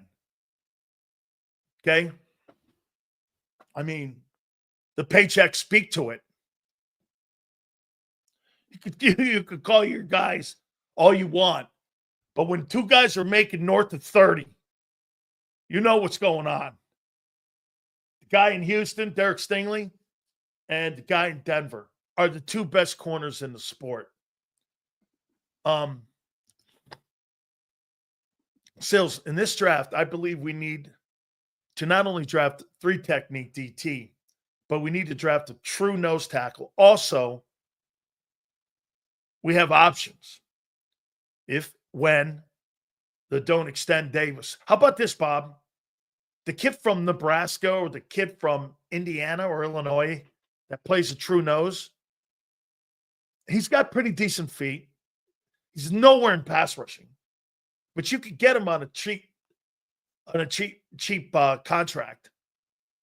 See, to me, again, like you said, Bob, I like what you're thinking. See, Jordan Davis is too rich for the lack of production. The worst thing ever happened to Jordan Davis is that he was drafted 13th, not in the first round, but 13th, because he's going to command that money. Rightfully so. He hasn't sucked. He's kind of hung around in the room of need and good, but not exceptional. I mean, look at the 30th pick now for the Eagles. Some of you think he's an exceptional player. Okay? And you see flashes of impact plays. Jordan Davis doesn't make impact plays on a consistent basis. He just doesn't. Quinyon Mitchell, hard to make consistent impact plays. Why? You're in a zone, but he's exceptional in that zone. Cooper DeJean makes more impact plays than Quinyon Mitchell does. That's why I like him in the middle of the field. And I think that's why they like him in the middle of the field. He's like a third linebacker. He people throw that corner. I don't know why you throw corner stats with a slot nickel. He doesn't play corner. They have no similarities whatsoever in technique. They have none. They're more free and strong. And to some extent, like a rover backer of an old school defense, like the Bucks played in that Tampa 2. I think Cooper DeJean, in my opinion, I think he had a better year than Q. I saw him make more impact plays. He just was around the ball more. Hard to be around the ball when you're in zone. I mean, hey, somebody said that Baltimore wanted Davis. Well, Baltimore ended up getting the right pick in Kyle Hamilton. They wanted him. Well, they got the right guy. They got the best safety in the game. And Kyle Hamilton. Did they not? Right? They got the best.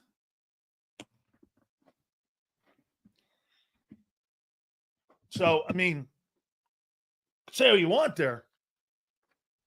They still got the best. Now, do me a favor, guys. Please hit the like button. You guys have been great. Now, look, again, like I said, Nolan, I know Xander really likes him. My issue with him would only be, again, can he hold up as your replacement? And how are they going to use him? You got to play him you can't play him on the strong side because he's too small. See, the problem with Nolan is you can't play him on the strong side. You got to play him on the weak side, which means no tight end. And you might have to flip him because at the end of the day, you don't want him taking on tight ends and 6'7" offensive tackles. You want to utilize that 4.3 speed in open space. You know what I would do with him? I would wide 7 him in third down. I would line him up as far out as I can and make that tackle have to slide his feet way the hell out there to try to block him. He could be a force out there with that 4.4 speed. I want to utilize that and have him in the weak side where I have the sidelines also as a defender on the other side. Because if you put him on the strong side, that means tight ends all day. And I think that's one of the things that wears Michael Parsons out. They put Michael Parsons on the strong side too much. And by the end of the year, he gets worn out. And by the time Lane gets him in November, Lane's putting that guy in the turf like he's a worm. So, all right. I'll tell you what, I could tell John McMullen's getting tired of it, and so am I. I am so tired of soft people talking about tush push. Holy shit. The Green Bay Packers, of all teams, are the team that drew this up in one of the most iconic plays of all time. Won their third world championship with a quarterback sneak. And Matt LaFleur's up there going, hey, it's not really a football play. Try telling Lombardi that. Oh, speaking of Lombardi, the Eagles just hoisted one February 9th, Green Bay. Not only did they jam it in your face in the playoffs, but they held your coach's trophy up. How you feeling on that? Yeah. All right, without further ado, those guys are doing a great job in the mornings, man. Him and John McMullen do a great show. I love watching that show. Guys, do me a favor. Please hit the like button. Without further ado, Big Z, Xander Kraus joins us now. What's up, Big Sills? How you doing, brother? You got to be getting tired of that conversation, too. Oh, man. dude, I'm so sick of it. Even when the news broke today, I'm like, I'm not even I don't even want to tweet about it. I don't want to talk about it. I mean, we keep bringing it up in the morning. We got to keep everybody informed. But, yeah, it's a nightmare. It is what it is. But I think what's very clear is what you and Carton said. It's going to be gone now. Oh, yeah. It's just a matter of time. I mean, you can tell where the league is going with it. It's going to be gone. So the question now is not if, it's when. How about when John brought that up, man? That was a great take by him, by the way, when he brought up Alan Sills up. And I'm like, oh, my God, he's so right, because the league's doctor came in And when, dude, that was I've never heard them parachute that guy's name in any conversation in the last 10 years since he's had that role as in case you don't know, he's the league's doctor. And he oversees all of the stuff that he's goes the on. chief medical doctor for the Yeah, NFL. he's their chief medical guy, commenting on an NFL play that there's no intel where a guy gets hurt. And by the way, you know what tabling means, Xander? In May, they're gonna outlaw it. It means that they want to do it, but they don't have the votes yet, so they got to wait till they get the votes. Yeah, you know what it is? It's like going to court. You have a case, and what you got to do is you didn't present your case good enough. So what you do is you get a chance to come back and rewrite what you really mean on trying to get that particular case. That's what they're going to do. They're going to come up with a better way of writing this thing. In your opinion, 2025, is it in or not? I'm going to say no. If I had to say right now, I'm going to say no because of the tabling today. I mean, if they're tabling it and then they were already talking about, this is where I love Johnny Mac. John's been telling people for months that this wasn't going to go through because of the way they worded it, because of the way Green Bay worded it. Now today, right out of the owners' meeting, this isn't worded the right way. They wanted to go back to the 2004 rule. And I'm like, boy, where did we hear that before? Johnny Mac was saying that for months on Birds 365. So I think it's going to be out because of the table today. All right. So I listened to both Howie and Nick. Howie was on with Kay Adams, and Nick was on doing the press conference in the scrum there down in Palm Beach. And we'll go over a little bit of what he said here. But, you know, to me, I didn't like the way Howie presented that when Kay asked him a question that we reward players for exceptional play. Well, I guess it's subjective on how you look at that and listen to that, because I can name you a ton of players that have had success in Philadelphia and were part of a number one ranked defense in the NFL. Wait. What? You're conflating. Part of Saquon Barkley set an NFL record, franchise record, and NFL record. You for won that running Super yards in Bowl a season. because of the defense, not I Barkley. didn't say we didn't. But Okay. but to compare one person on that defense to what Saquon's individually did is not right. Oh, wait a minute here. I thought I was told that he rewards players for exceptional play. Yeah, Zach Bowen got a $15 million contract. Okay. I just saw a guy get $26 million and another guy get $20 a year. You're trying to tell me that you don't think Milton and Josh in the last 2 years, 3 years that helped those teams? I didn't say they didn't help. Super Bowls? Wait a minute. They helped. Wait. No. I'm flipping this on you, Have silly. they not delivered? I'm flipping this right on you. You Are you can't. telling me that You Milton can't. Williams and Josh Sweat did for this team what Saquon Barkley did? Number one ranked team and helped get the team to 2 Super Bowls on defense? Yeah. Okay, so if you value those guys that much, then you would have paid him the money if you were a GM. No, what I'm asking, no. I didn't say to pay him. I'm talking about what that they produced.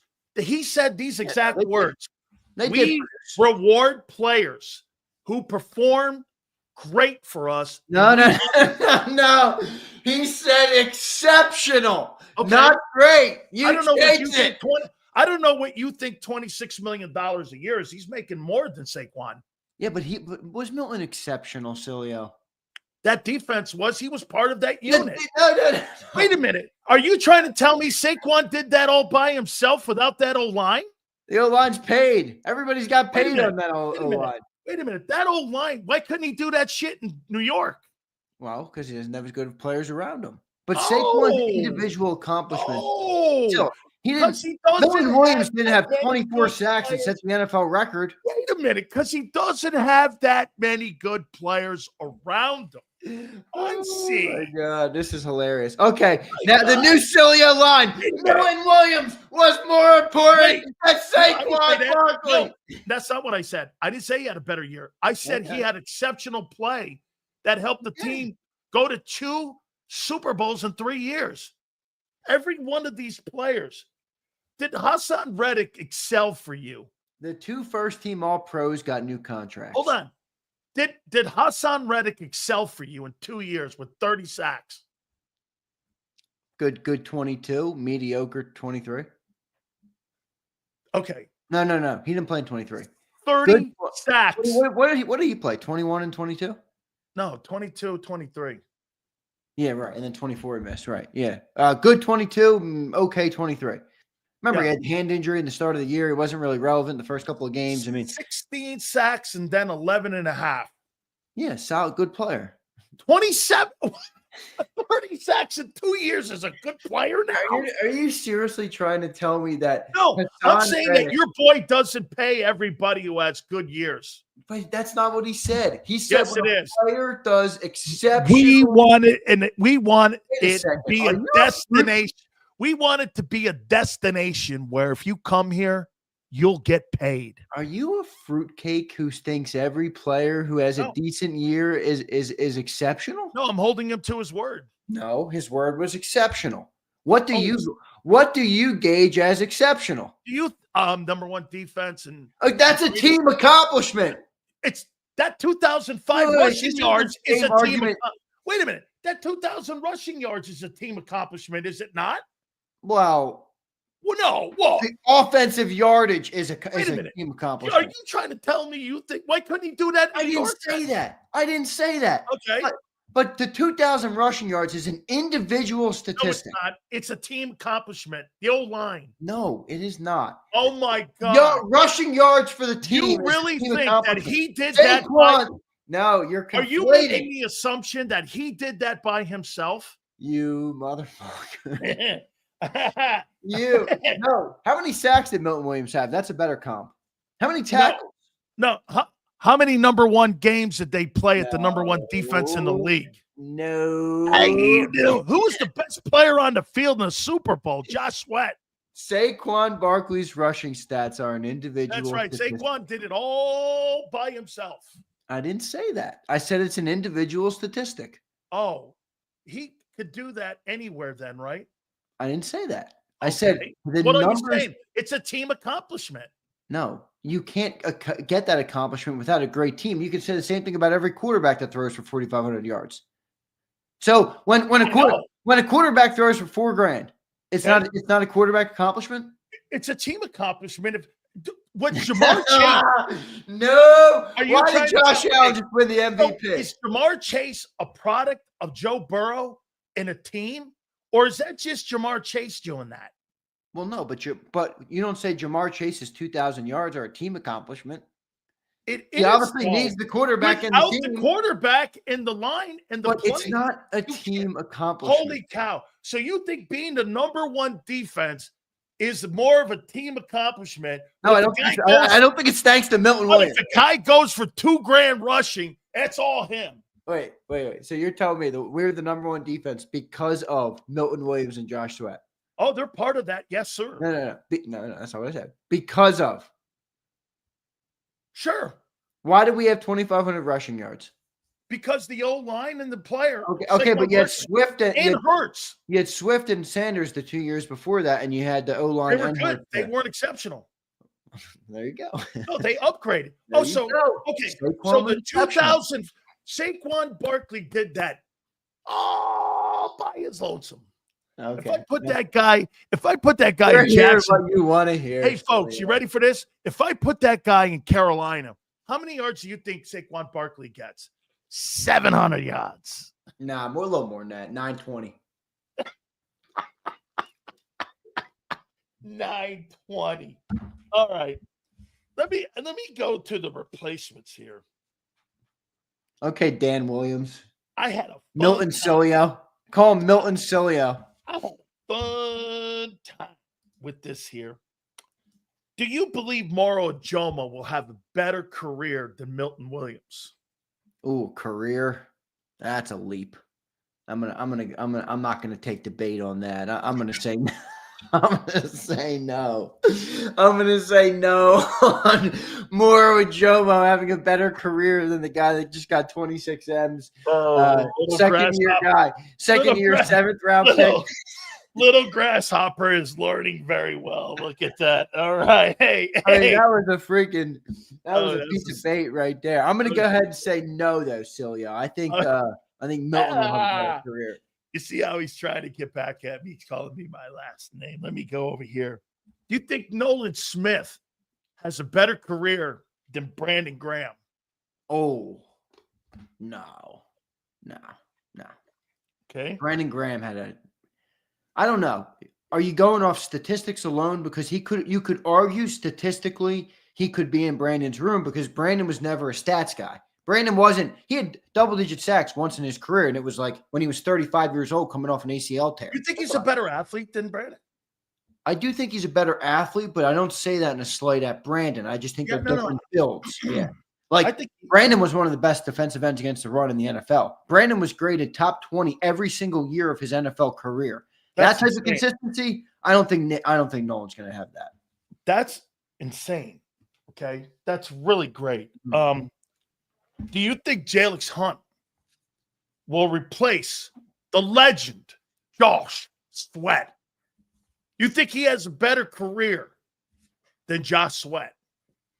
Boy, I'm waiting for you to swap that Robustelli jersey out for a Sweat / Williams jersey, or maybe even the Big Sills jersey, if you could believe it. Sileo would get rid of his own jersey. Hey, by the way, they're replacing mine at Miami with my '93 Canes jersey. Man, are they?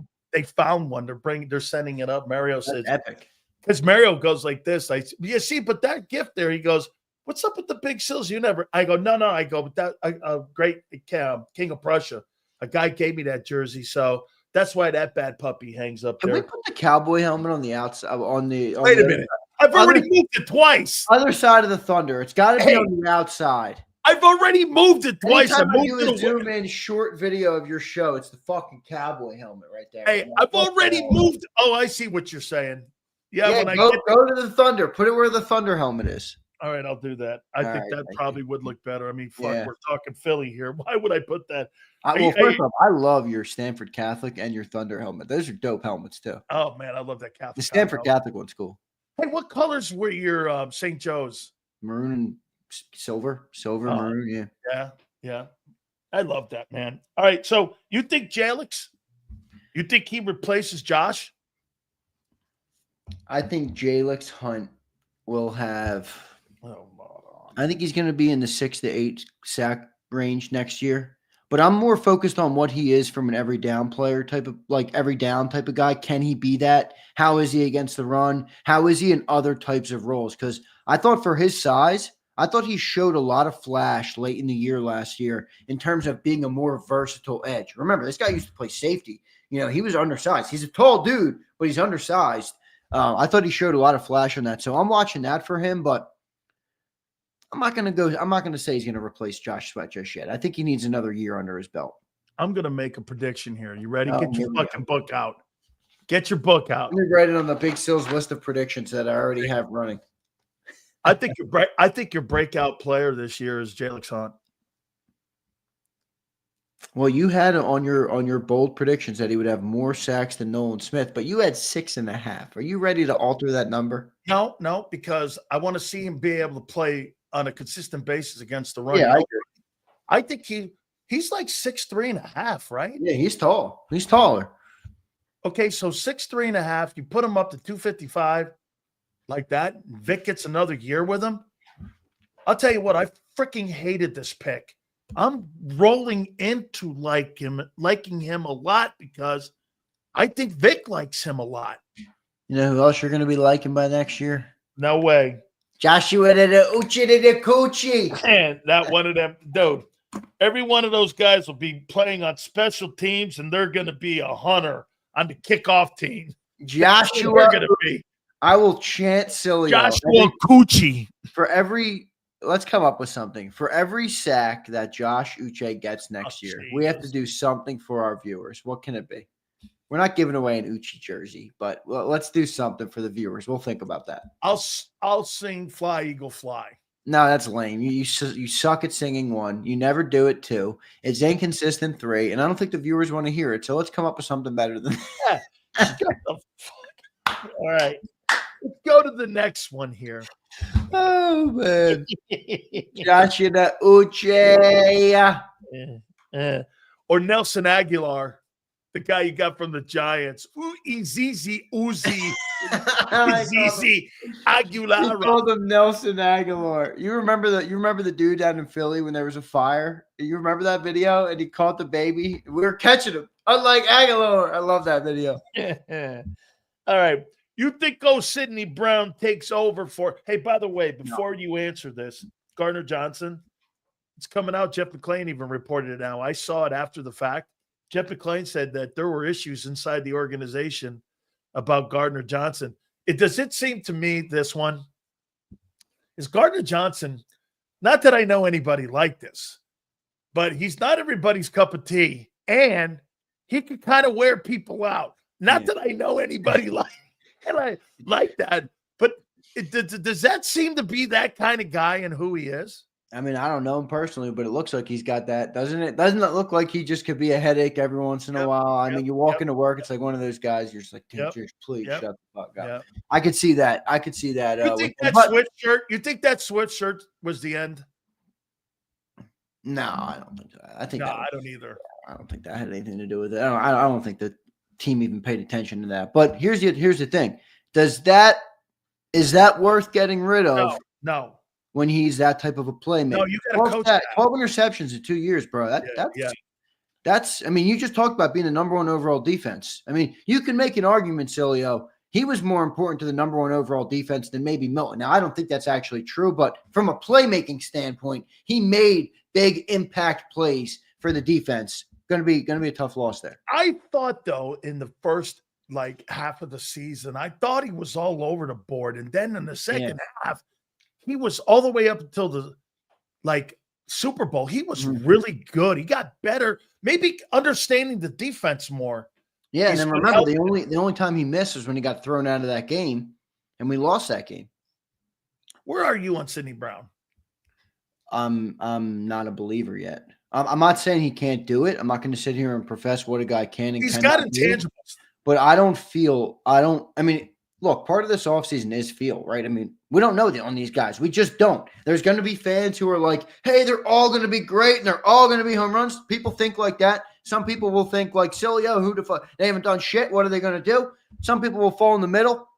On this guy, I'm not in. I just don't see it as an every down player yet. I think he's a great special teams guy. He seems like he's a great gunner because he's got that, that high motor type of dude.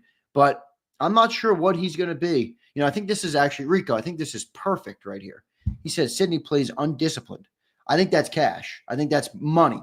He's athletic, fast, flies all over the field, but he's super undisciplined. So if you're going to get a couple flags or whatever it might be, or you're out of position, or you're going up against Matt Stafford next year. Or, quarterbacks like that, they look you off and boom, you give up a touchdown over the top. So I'm not sure on him yet, but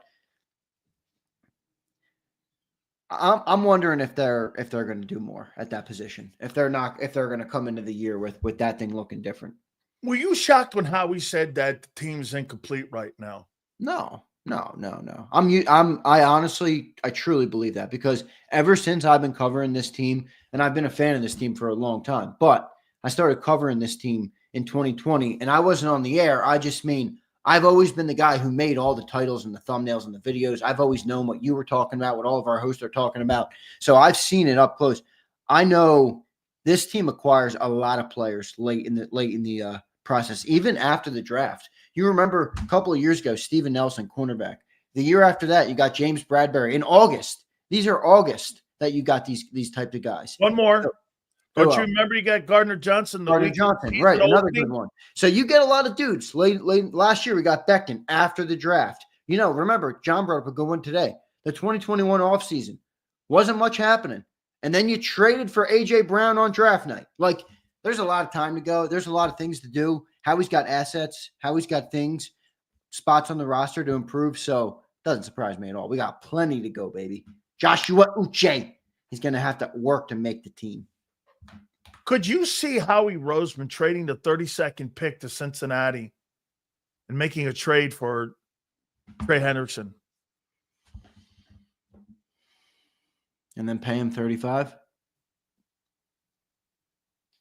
No, they wouldn't pay two guys on the D-line north of $30 million. No way. See it, Sills. No, you're right. No way. You're going to go up the Because here's the deal. Did you hear what I said earlier? By the way, all supers will be read at the end of the segment. You guys right now have 10 players north of $15 million on the team. That's a ton, bro. That's a lot. and with more coming. Yeah. So Okay, there's even gonna if be you more. exit Goddard, you still are going to look at next year Cam and Jalen Carter. And then you're going to be looking at potentially on a fifth-year option with Jordan Davis. You could have 3 guys added to that, Right. minus 1 that would put you at 12 going into the next offseason with dudes making north of $13 million. Yeah. So take that list of dudes making north of 15, filter it by age, look at the oldest to the youngest, and start to AJ. pick out guys at the top who are oldest that Howie will look and say, we got to move on from him. That's how they do it. I know people don't want to think like that, but they're building a roster, man. They got to continue to get younger, get better, and improve and get more cost efficient every single year. So not It's this like year. a conveyor belt, right? Well, It's like right. a conveyor belt. It's, It never ends, man. You got to keep it going every single year. So look at that roster. Who's going to be north of 30 that's making that?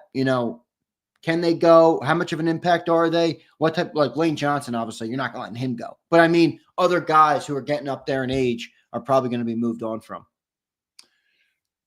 because I'm thinking, okay, are they going to could they make a Trey Hendrickson deal and pay him like that? I mean, but then you're right. But he's not a $35 million a year guy. He's about Well, 25. he did lead the NFL in Would sacks. you rather pay him than pay Josh $25 million? Yeah, definitely. He led the NFL in sacks last year. I mean, Trey's a good player. He also got shut down by Fred Johnson. And they were also 28. Yo, boy. Hey, This and guy, they were this guy wants to make $40 million. You got shut Hey. down by Fred Johnson. and Are you were you fucking and they were kidding? 28th in defense. Are you kidding me, Trey? You So got let me ask shut you this. down by Freddie J. Hey, with all that being said, so the Cowboys are going to offer Michael Parsons $41 million. I saw that. And they're going around his agent and all sorts of weird things. I'll trade 31st in defense. I'll trade it first to Dallas, pick up Micah. I'll pay him 40. Yeah, the Cowboys ain't doing. Hey, what do you think? They're the Giants. They're not that stupid. What I about do not believe it. what about 32 and Nolan Smith? Give me Micah. No way. Would you do that? No. No? I'm not upset. Here's why. I think Michael Parsons can be a more complete ball player than I think Nolan Smith, if he doesn't get hurt, then again, Mike is a bigger player, but he's not really all that physical. He can't stop the run either. That's I'm what I like sorry, about him. man. I'm not a fan of his. Yeah, I know you're not. And you've been consistent on that. Philly native says no too. I'm curious what other people would say. I don't think I would do it. I was just throwing it out there because his contract's up, and in Dallas land, you never know. Like when you talk, You never know how they might fuck it up. Hey, true. When I look at Max Crosby and I see Myles Garrett, Jalen Carter fits in that. When I see Michael Parsons, will that guy ever lead Dallas to the number 1 defensive football? Hey, the only thing that Myles Garrett has control of is that he makes his defense the number 1 defense in the league, which he has. Okay? Which he did 2 years ago. They did that. Mike is never going to do that because he doesn't have the propensity to want to play the run. I agree. Now, I do think your perspective on him is a little bit more nuanced because of your experience at the position. So you don't like when a guy doesn't do everything up there. And I understand that. But in the modern NFL, he does the most valuable thing, and he does it better than most people. So you're going to pay something for that, even if he can't stop the run. And I think this is one thing that John McMullen is right on, where he says, I want Eagles to get Micah just because I want to see the fan bases turn. Everybody who says they wouldn't want Michael Parsons, they would trade for him. The edits of him in Eagle Green, people would go ballistic over that. And they don't want to admit it, which is fine because he's a Cowboy. But they would all love him in Eagle Green. He'd be all right, let me ask you a hindsight question then. All right. You had to do it all over again. Would you take Michael over Devontae? Because that's what the moves were. That's what the moves were for. Yeah, right. I know. That's a tough one because we're world champions, Super Bowl champions. So how can I look at that move and say we needed to do something different? I don't think I'd be able to say that. But if you're talking about take the success of your team out of it and you're drafting a player, I think Mike is a more valuable player than Devontae Smith is. I mean, I think that's pretty obvious. he's going to make $45 million. He's going to be the highest paid non-quarterback in NFL history, you know? So, but it's hard to look at that draft in hindsight because of the Super Bowl. Like if we didn't win the Super Bowl this year, I might look at you and say, Sills, to be honest with you, give me the edge rusher. Because how many times have we talked and said, all we want is a star edge? Like we don't have that. We haven't had that in a couple of years. And you won without it. Right. That's an even better point. So, but I'm gonna say no. I'm gonna say no, but if it's player for player, I mean, take the success of the team and everything out of it. I mean, you got to go Micah. Micah's more valuable in the NFL. We're gonna read all the supers. Hit that like button. You bring up something that I love here. I hadn't thought about it. How much do you think that Super Bowl has raised the market value of your starting 22? Like, how much do you think Mulata's worth right now at his age of 27 in the open market? You think he's a 35 to $40 million a year player? Who's the highest paid guard in the NFL? Or left tackle? I think it's 35 million. Yeah. So I mean, I'll let's look real quick because he would make. Let's look at left tackle. Highest paid left tackle, Tristan Wirfs makes $28 million a year. He signed a 5-year, $140 million deal. All right. Oh my God, Jordan Mailata. What do you think Jordan Mailata is on this list? He makes $17 million. He makes 22. But he's wow.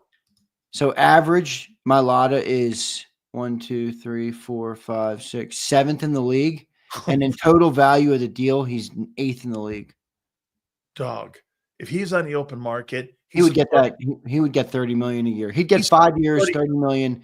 4 years, $30 million. He'd get a $120 million deal. $150 million if he went 5 years. How about Landon? What do you think? Do you first think market? Do you think that the market has risen for all these starters because of the win of the Super Bowl? It absolutely has. But Landon's like paid pretty good, bro. He's highest in the NFL at per year. Chris Lidstrom has the highest deal, but he makes 20.5. Landon's is 21 million a year. The only other guy in the 20s is Robert Hunt at 20, and Quentin Nelson makes 20 a year. Your left side makes 43 million a year. Yeah, and they should make 50 million. 55. What do you think that center's going to command? Let's look at centers. They're probably that's not a high for whatever it is. The guy Creed Humphrey is probably. But here's the hard part about center. There's no way anybody is telling me that Cam Jurgens is better than Creed Humphrey. He's not close. He's not. He's not close to. He's not better than the guy in Detroit. Frank Ragnow. And he's probably not better than the guy in Chicago and Drew Dahlman. Or the guy in Baltimore, Lindstrom. Right. Did he sign in Baltimore, Lindstrom? He was on the Atlanta. Oh, I'm thinking of the Baltimore center because he's a pretty high-paid guy, too. Oh, Linderbaum. The kid from Iowa. Linderbaum. Gotcha, yeah. So the top-paid center is Creed. He makes $18 million a year. Then there's a drop-off. Then there's Drew Dahlman, who got paid this year, $14 million a year. Yep. Frank Ragnow makes $13.5. So he's probably going to make more than Frank because Frank signed the deal a couple years ago. Yep. Drew signed this year at 14. Yep. He's nowhere near Creed Humphrey. Yep. So is it 14? Is it 15 million a year? It's probably 15 million a year. 15. So you're going to have 22, 21, 15 on the whole. Man, you got a lot of money coming in, man. Two last ones here before we get to the supers here. What do you think is going on here? And here's something here that Nick said, and I think this solidifies it, and it's about Goddard. Great player. Love to have him. I thought he was so uncomfortable answering this question because he has no say in whether or not he's on the team. Love to have him. You know, we're a better team when he's on the field. All the right things he said. At the end of the day here, Dallas Goedert, the only reason that he's not going to be on this football team is why? Money? Money. They want to bring him back. They want a short-term deal, and they want to lower the cap. They want to lower the money. He wants more money, and he wants a longer-term deal. So they're nowhere near in the ballpark. Eagles are running PR right now. Believe me, I know the way the Eagles do business. I used to have many insiders working for us. I know the way they text people. I saw a couple tweets that people put out today. I know exactly where it came from. They want to make it seem as though the Eagles want Goddard back. They don't want to move on from him, but the two sides have to come to an agreement. They're not willing to give him what he wants. He rightfully wants a longer-term deal with a little bit more money, and they want to give him less on a short-term deal. Doesn't work like that. They're not going to be able to get it done, and I don't anticipate a deal is coming at all. But they're playing the PR game, make sure you get out in front of it, make sure you don't look too shitty, on the deal, and he's probably gonna be gone. Now they're wording it as if the two sides can't come to an agreement, they'll look for a trade partner. Bullshit. They already know that they're not coming to an agreement. Goddard is as good as gone. Last ones here. 3 dudes that have not been signed yet, probably waiting until after the draft. Any interest in Justin Simmons? I think it's an overrated name. Not in terms of the player. I just think in terms of people thinking what he would be for the Eagles. I like the player. He's been good. He's had a good career, but I don't think he's going to be the end. Vic likes him, but I don't think he's going to be the end all be all. I don't think it's something that you have to do. And, I don't know. I get a little bit of Kevin Byard vibes. Great safety in their prime, but, you think they're going to be what they were. Toast. I don't want to say he's toast because I think Byard got another big deal, but I don't think he's what he was, and I don't know how good it would work in Philly. I just think he's past that point of his career because, the one thing about being a big name is it becomes a trap later because then you sign a deal, and people expect you to be this great player and you're not that guy anymore, and then, you know what I mean? So I think they might consider it. I'll say that. I mean, if they don't like what they have, you'll know real quick how they feel about Sidney Brown. If they get out of the draft and they don't sign him, you'll know they like him. And if they do sign him, you'll know that they're not feeling too good about Sidney. If they draft a safety somewhere in the top 3 rounds, which won't be in the first 2, I don't think they will. They're not going free agent safety. They're just not, because they'd rather, again, because the money that's coming in. Would you ever consider bringing back Rasul Douglas? Yeah. Heck yeah. I don't know how old Rasul is now. 31. It's funny. Well, dang, he got old quick. It's crazy how fast time goes. I remember when he just came into the league. He was wrote off in Philly pretty quick, and he developed into a nice player. I think he had stints in Green Bay. I think he played a couple other places. He got a huge deal in Green Bay. Yeah. So in Buffalo, too. He's older now, though. 31 is old. I mean, remember, this is a team that just shed some older contracts to try and get younger. So do you want to walk back down that road? They already signed Adoree Jackson. Remember, it's a different style, though, Xander. It's not they're not asking him to play man. He's a zone defense. I mean, it might work for him pretty better. much playing center field. Yeah, I like Rasul, but I mean, what do you see him as? I'd like to know a little history of how he played, because when he got run out of Philly, I heard that he broke scheme and he broke technique, and that Jim Schwartz didn't like that. But then when he got into more of a, you could play kind of like a little bit with less guardrails, he was more productive. He was really good in Green Bay. I think it was okay in Buffalo. But again, he's 31 now, and I'm talking about a little bit more experience back there, because I don't believe Keely Ringo's the answer to take over that corner too. I just don't think you have the guy in the building yet. I know people will like him. Now, again, the thing that you look at Keely, maybe they play him at less depth and he's more shallower because of his size and he's bigger. Vic does a great job at putting guys in positions that utilizes their skill set. So, I don't know, just to name one more here. Asante Samuel, 25 years old, in a zone.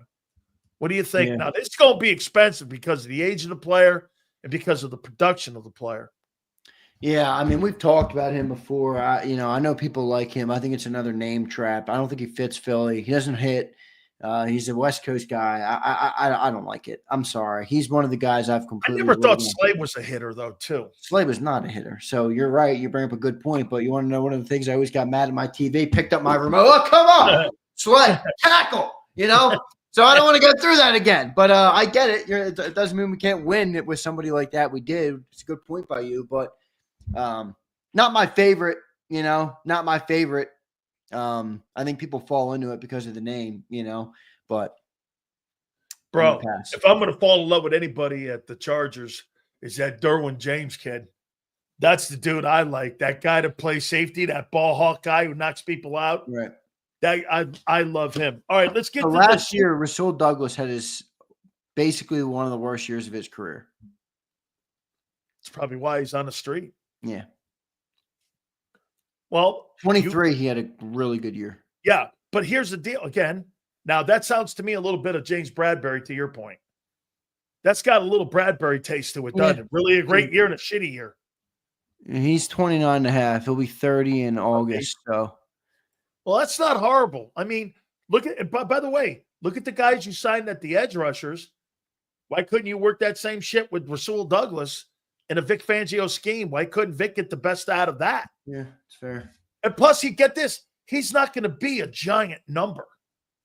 No, he wouldn't be. Rasul They Douglas wouldn't pay is not it. They gonna wouldn't, command. they wouldn't pay it. I mean, the most I would see him paying would be 3-4 million, like they did on Aziz, you know. And I think that ship has already sailed because, well, Oh, you I already signed know this. Rasul Douglas for $4 million. Yeah, well, they wouldn't do it till after the draft, you know, Yes, because they want right. those comp picks. So once that closes, they'll do that. But yeah, I mean, look, there's some good options out there, but I think they're going to lay low right now. Let's see what they do with these picks. They got a lot of picks. I'm curious to see where they move up. I think they're going to move up a lot. I have a feeling it's going to be one of those draft days where it's just all over the place. The Eagles are moving. They're going to be moving up, back, gaining picks, later picks, future picks, moving up for guys. I think they're going to be doing it all in the draft. So we'll see, man. We need another good haul this year. So Howie's got to be on his game because if you want to repeat, you're going to need more than good players in the draft. But hey, I want to make one point to you before we read the supers. By the way, please hit the like button. We'll read the supers here in a second. You know, John made a comment that they're not going to draft the nose tackle at 32. You know, the guys we're talking about aren't really nose tackles. They're interior tackles, yes. But, I mean, the kid from Michigan, Oregon, and Ole Miss, these guys played up and down the line of scrimmage at 3, 2, and a 0. So they're not traditional nose.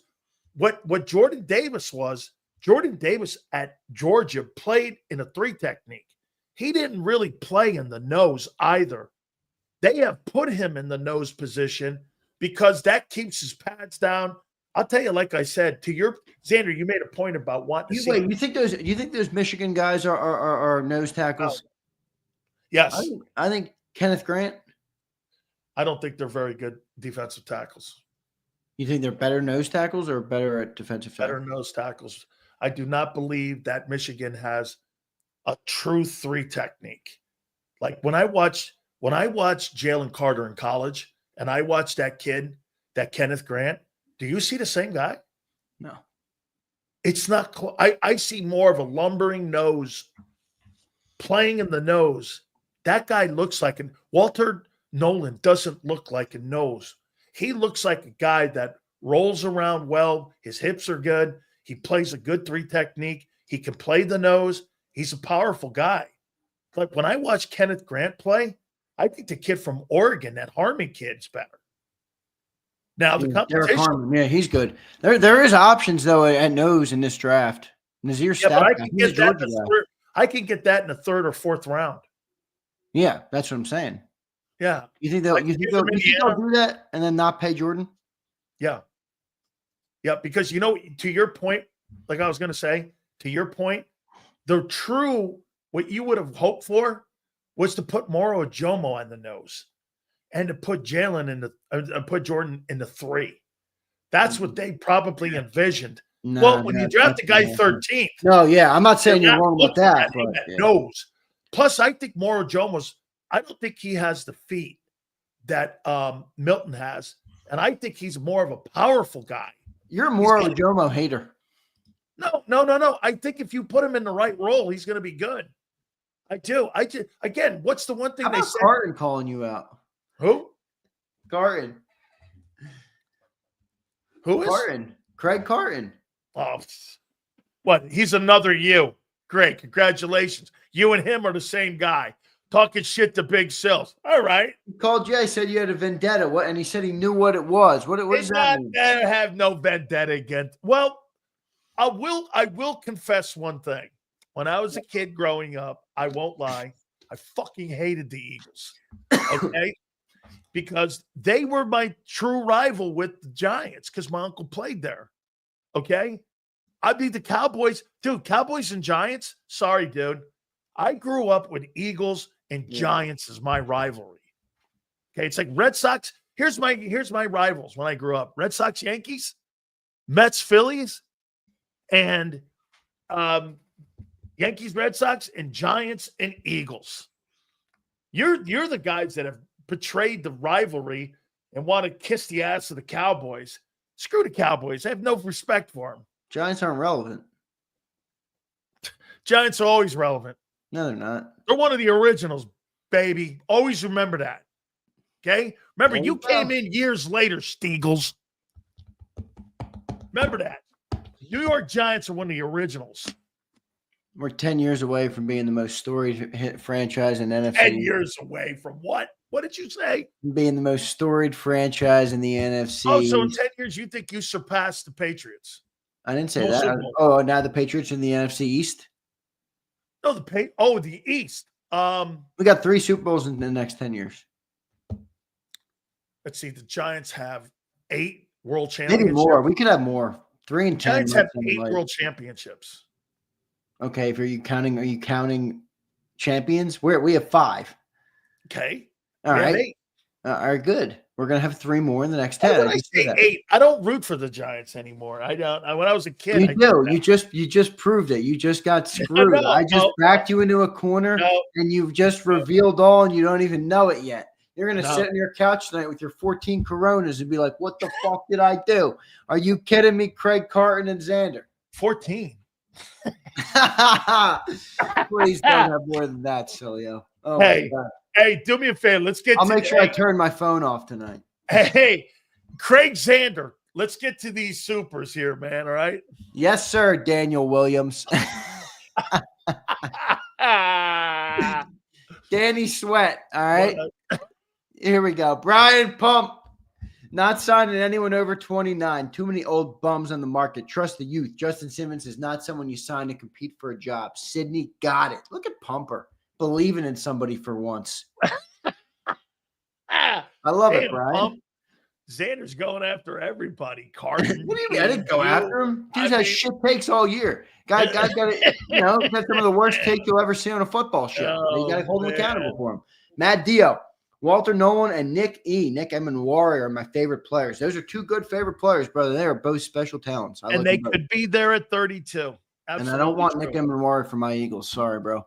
Matt Dio again. Nick Emanwari, 6'3", 4'3" speed, 220, perfect RAS 10. The safety from South Carolina is as versatile as Kyle Hamilton. Does he project to play nickel safety similar to DeJean? Range 25 to 47.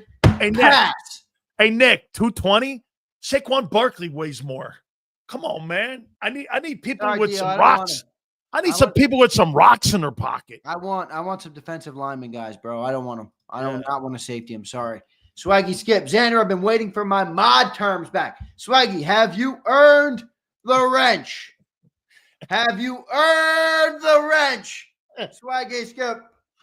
I'll have to give you a rundown, brother. Okay. We'll see. Swaggy with 20. Maybe he did earn the wrench. He's dropping the 20s now.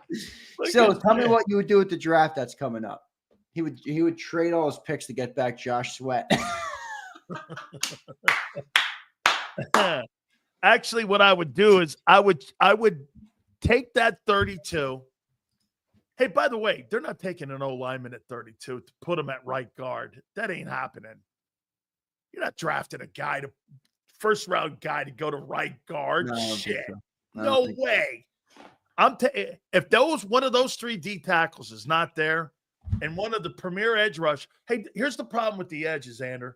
If the top 3 guys go, you want me to take the 7th best edge? I know. I've been saying this. I don't like it either. On that. That's why I've been saying trade up. Are they going to trade up or out? Yeah, but then who are you taking that out? Okay, then you're giving up your chance to get an impact player. At least I'm taking a gamble in the 2nd round and not a first-round pick on a guy. You better get a good asset for it, Sills, because we need guys who can play on this football team right now. Yeah. Well, again, if somebody comes to me and goes, "I'll give you a first-round pick next year," for 32 and you trade out and get a second rounder for it, I'm doing that all night. Yeah, that's You fair. mean to tell me I get all those But you're picks? not getting that. Well, hey, you don't know who's going to fall down there. You're going to get like a 5th rounder to move back. Wait a minute. So you think if I trade out a 32 at a first round, that in return I'm getting a 5th? You're getting a 2nd and a 5th. Oh, so you're getting multiple picks. No, well, you're going to move back from the 1 to the 2 to a second rounder. I'm saying you're not going to get 2 2s. You're not going to get an additional 2. You're going to get a 2 and a 5 sounds right. a 2 and a 5. That's what I think you'd get. Yeah, that's what I think. 2 and a 5 sounds right. But do you need any more 5s? No. You got 4 of them now. Yeah, well, maybe they'll package them up for something. Who knows, man? Who knows what they're doing with these 5s? I would trade almost every one of those 5s away. Yeah, I would too. For a third rounder. Yeah, I'm with you. It's actually a good call by you. Master Chief, Muchacho Coochie Uchi Coochie Uchi. Xander's got this guy with Reggie White, 18 sacks this year. I didn't say that. I have it written down so I can fact check the big sills and on the fly. That guy will. 6 sacks for the Uchsta. That guy won't make the team. Bullshit. The Uchsta. 6 sacks for the kid. The Coochie Uchi. Swaggy Skip again. Holy shit, I think he earned the wrench. That's 35. Love you guys. Go Birds. Jacob Sills, Jacob ZK. Let's go, Swaggy Skip. Go Birds, baby. Very good. Very we got to come up with something for the Uchi. For Uche. Uchi Coochie. I saw someone in the chat said, instead of Sileo starting every show at 255, for every sack Uche gets, make him start at 155. I like that one. That's a good one. I like it. Humbler. Oh Tommy's my GM God. did just the Gene. LOL. Thank you, Sills. Tommy GM. He did. I like That's not Adam that Peters, good. man. Sileo crowned that guy the best GM in football after one mediocre year. Guys had a shitty Adam offseason. Peters, because he's only had 1 year. He's had a shitty offseason. He's had a spectacular offseason. No, he hasn't. They've added, you subtracted. Good night. Added a bunch of old stiffs. Well, they added players. Overpaid old stiffs. Added talent. By the way, these guys are they're extending. falling apart. You guys are so wrong on Debo. Debo's in the 2-hole or maybe even in the 3-hole. Oh, you're not going to try and make me nervous on Debo, are you? Brian, no. Terry McLaurin is going to get $35 million.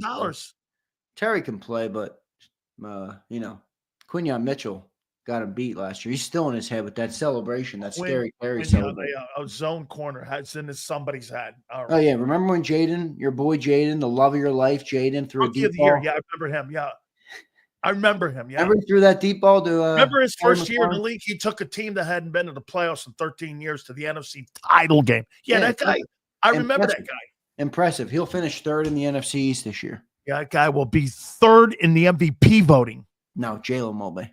And I'll prove it. They'll prove it this year. 29-03. Hopper. Roger 29-03. Did we get this? No. Roger Goodell, a batty boy. I swear, Buddy locks Mahomes in his dungeon and forces him to spam deep balls with only a G-string on. You got to be kidding me, Brian. That's foul, bro. They do love. I won't lie. They do love the Kansas City Chiefs. Hey, you see what they're talking about? Potentially a new stadium or retrofitting Arrowhead. Talk about taking advantage of your fan base, dude. Don't rip apart Arrowhead. Arrowhead's a landmark. It's an awesome place to play a football game. Well, here's the other thing, though. You can view it like that, and I don't disagree with you, but does the success of the team allow you guys to have a better stadium that's a better experience for the fans? A lot of fans would like an upgrade, and I don't think hey, I'm a guy that likes nice things. I don't like Jerry Jones. I've been to Jerry's World. I walked in that stadium and was like, holy shit. The old place stunk. Texas Stadium. That's true. It wasn't Arrowhead. Arrowhead's a good stadium. Arrowhead's a legendary. It's one of the last original AFL stadiums. Yeah, that's true. That's true. Brian Pumper. Oh, yeah, the NFL's chief medical officer was crying. Tush push is cooked, fellas. We see who that guy works for. Yeah, you're right about this, Pumper. Roger Goodell, absolutely, man. Yeah, you're right about that. Here we go. How you doing? What's up, Bonehead? Yeah, Bonehead. Thank you, Bonehead. The ice ball was back when the Pack were men. Yeah, it's true. They're not men anymore. Can you imagine? I mean, the head coach of the Green Bay Packers is crying about the tush push play, and they ran a quarterback sneak play to win their 3rd world championship in a row. And you've got that guy crying. I don't believe that guy knows what he's talking about. Pumper says, y'all see how jealous this league is? These dudes not letting a freaking accountant swindle and school them again. The league reaction is telling. Howie Roseman. Howie bookkeeper Roseman. Pumper, did you return from like the island of Pumper yet? You're like across the map, across the globe. I like the way Kay Adams, man.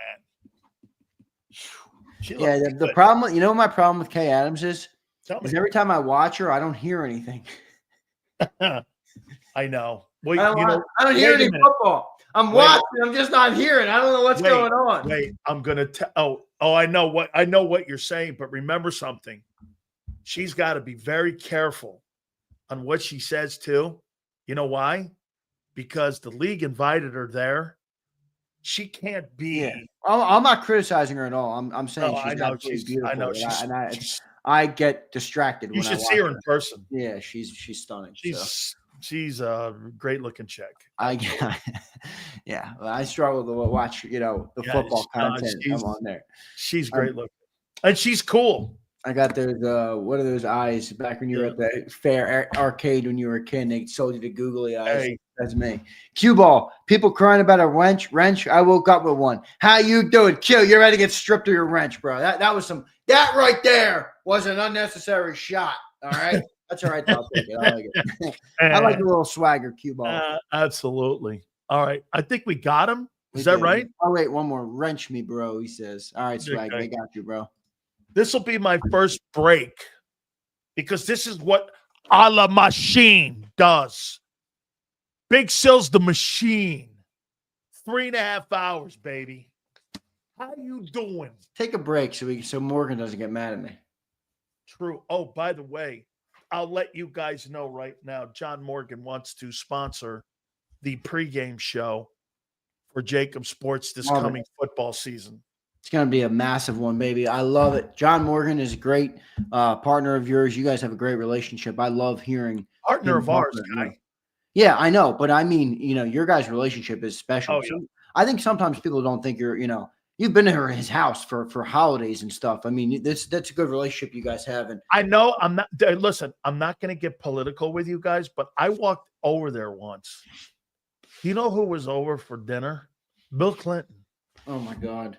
I got an invitation to go to dinner, and in the invitation, I probably still have it. I got an invitation. Bill Clinton was there at his house. I walk in and there's Clinton, and I'm like, holy shit. Dude, Obama's been there. I know Trump's been there. I mean, he donates on both sides of the aisle. Yeah, he plays all sides. Yep. He plays both sides. I know Trump. Look, I like him for a simple reason. One, I think he's a genuinely good man. I mean, I know I've read a little bit about him. I like him because he's good to big sales, and he is a very, very successful Catholic entrepreneur who is very grounded in his faith. And for somebody like me, I mean, I look up to people like that. So obviously uber successful, man. You don't drive through this city without seeing John Morgan everywhere. He's everywhere in this city. Let me give you one last thing with John. So he takes me in his office. This is Christmas Day. John does this, Xander. He opens up his checkbook. He goes like this. He writes all of his brothers checks for $350,000 for Christmas. Hands 4 of them checks for $350,000 for Christmas time. I looked at John and he goes, well, I learned one thing, man. Got to take care of your family. And I go, you do this every year? He goes, yeah. So every year he hands his family a check for $350,000. It's probably more than that by now. Oh, well, yeah, probably $500,000, $600,000, maybe a million. What they've done, because what he's done is that he's given, not only has he given his kids, jobs and stuff, but they're all equity owners in Morgan & Morgan law firm. So very smart what they've done, man. Very smart. Absolutely. What they've done. All right, Big Z, I appreciate it, my friend. Appreciate yourselves. Daniel Sweat. Milton Sileo. Xander Smith. Uche. Remember, Xander Nolan Smith. And Uche. Get it right. That's right. Kuchi Uche. All right, see you, everybody. Got you, brother. We'll catch you tomorrow on Birds 365. Speaking of my good friend, John Morgan, #1 injury law firm in the country. And like I told you guys, make no mistake about it. John has the #1 firm that's going to get the best for you and your family if you've ever been injured. With over $20 billion in recovery, that is the track record that Morgan & Morgan has. Told you about the family in PA that right here, a family was offered $650K.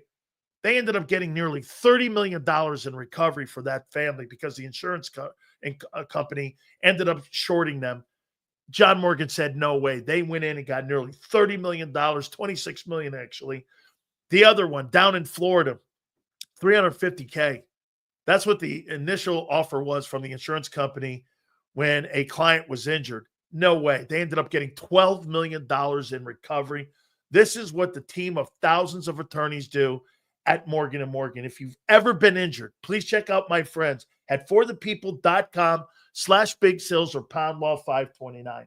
That's forthepeople.com/big sales or pound law 529. And do me a favor, you tell them Big Sales sent you.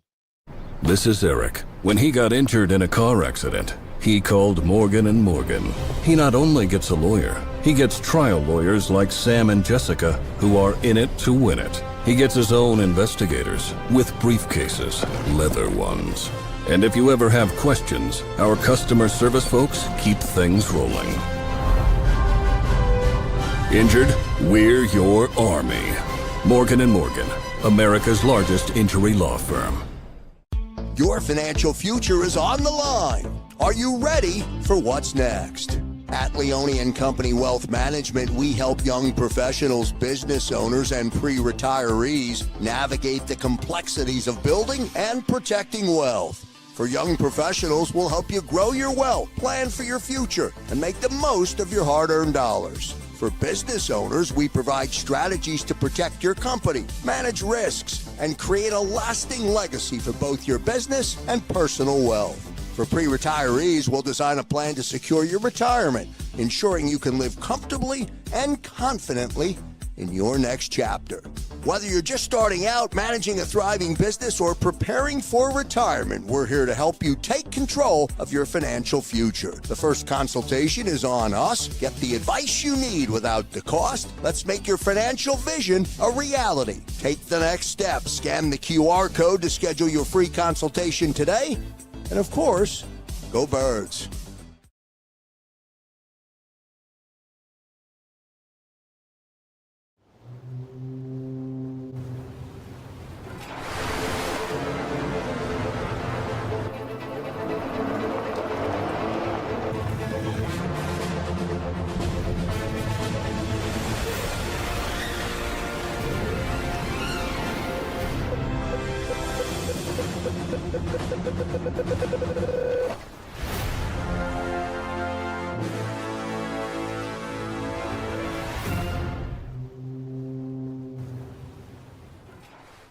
They're carving them up and good play calling along the way. First and goal at the 6.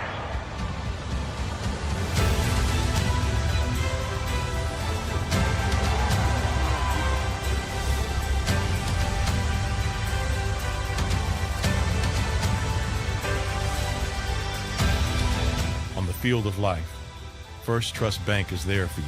Champions on 3. 1, 2, 3. Because Philadelphia dreams deserve a Philadelphia bank. In our hometown, we all look out for each other. We step up to keep our communities going strong. And at Independence Blue Cross, we're here to keep you going strong as the #1 health insurer in the region. No IBX is always looking out for you. EAGLES. Eagles.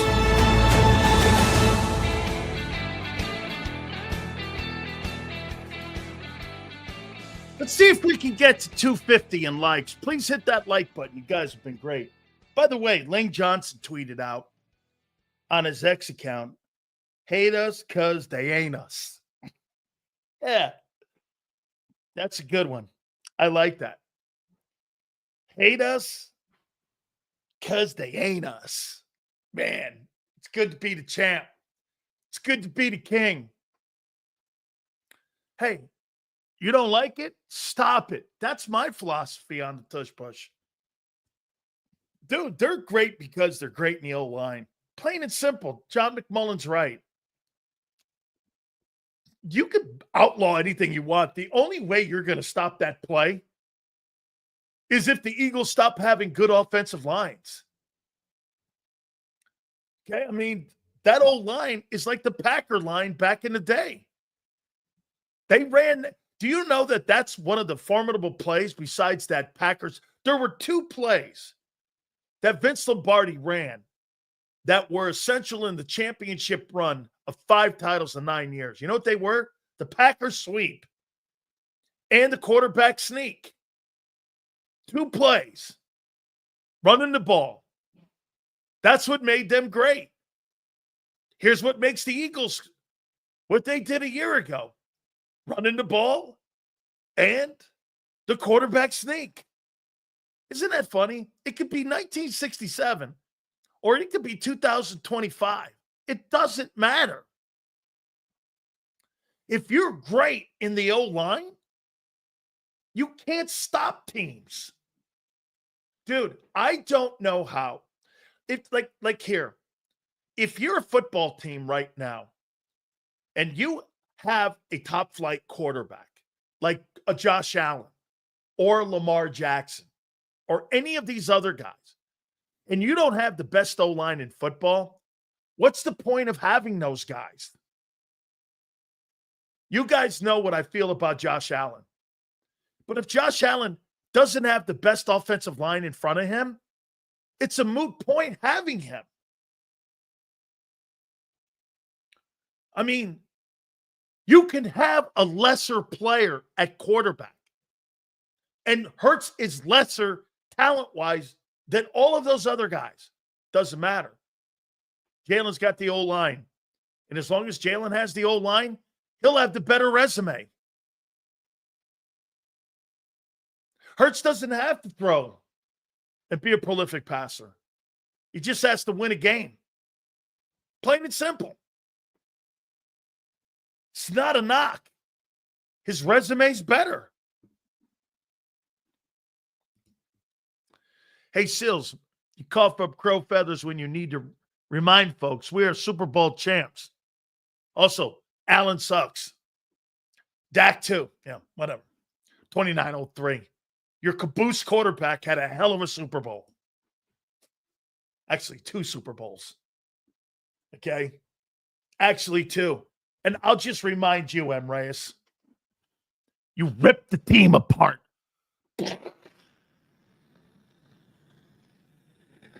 Blowtorch. Number 1 defense of all time.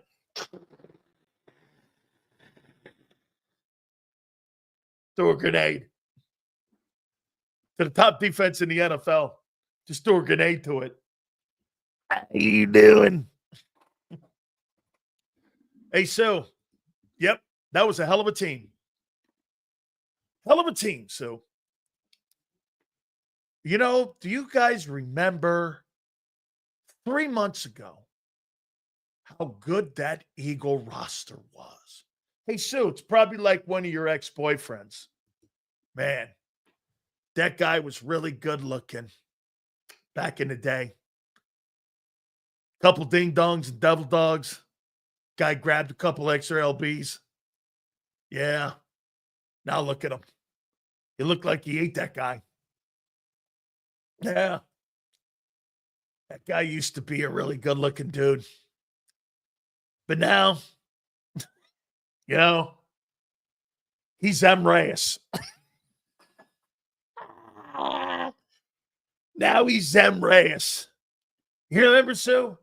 That guy used to be really good looking. And now he looks like M. Reyes.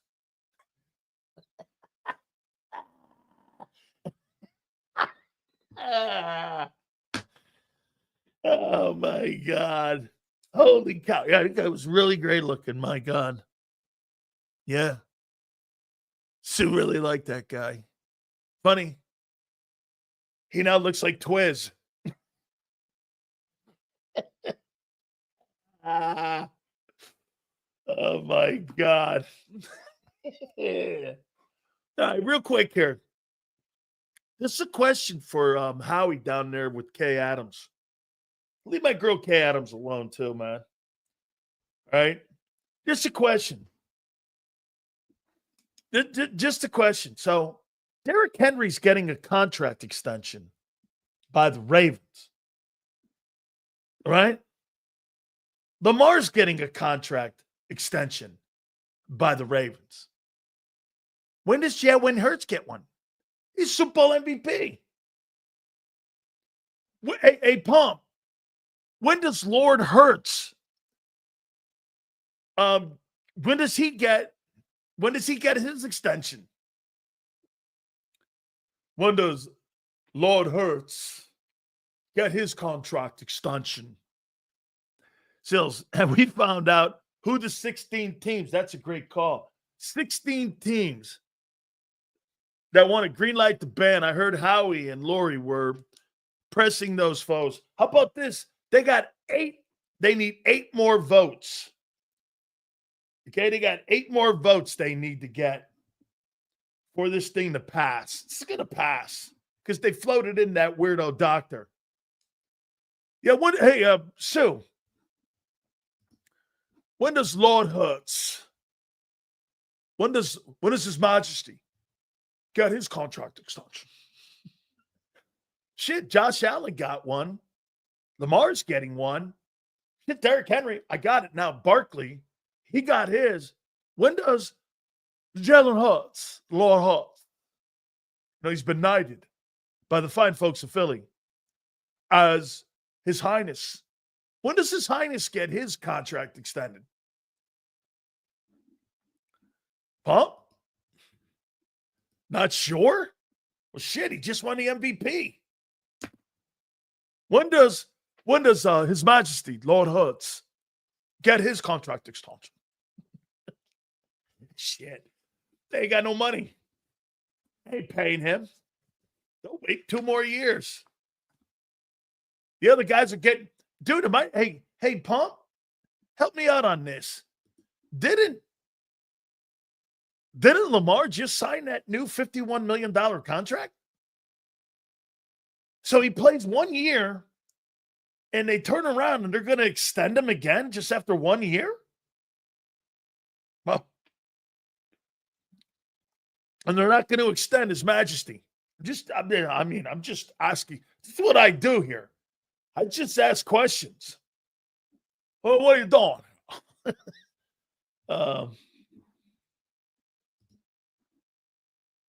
You're right, Sills. It's crazy. Lamar Jackson just signed that contract 2 years ago to make him a $51 million, make more money than Hurts. Now they're going to pay him $62 million. When did they do that with Jalen? Jalen just won the Super Bowl MVP. They extended Barkley. The Ravens are going to give, they're working on a contract extension as we speak with Derrick Henry. Do you know they're going to pay Derrick Henry more than Saquon Barkley?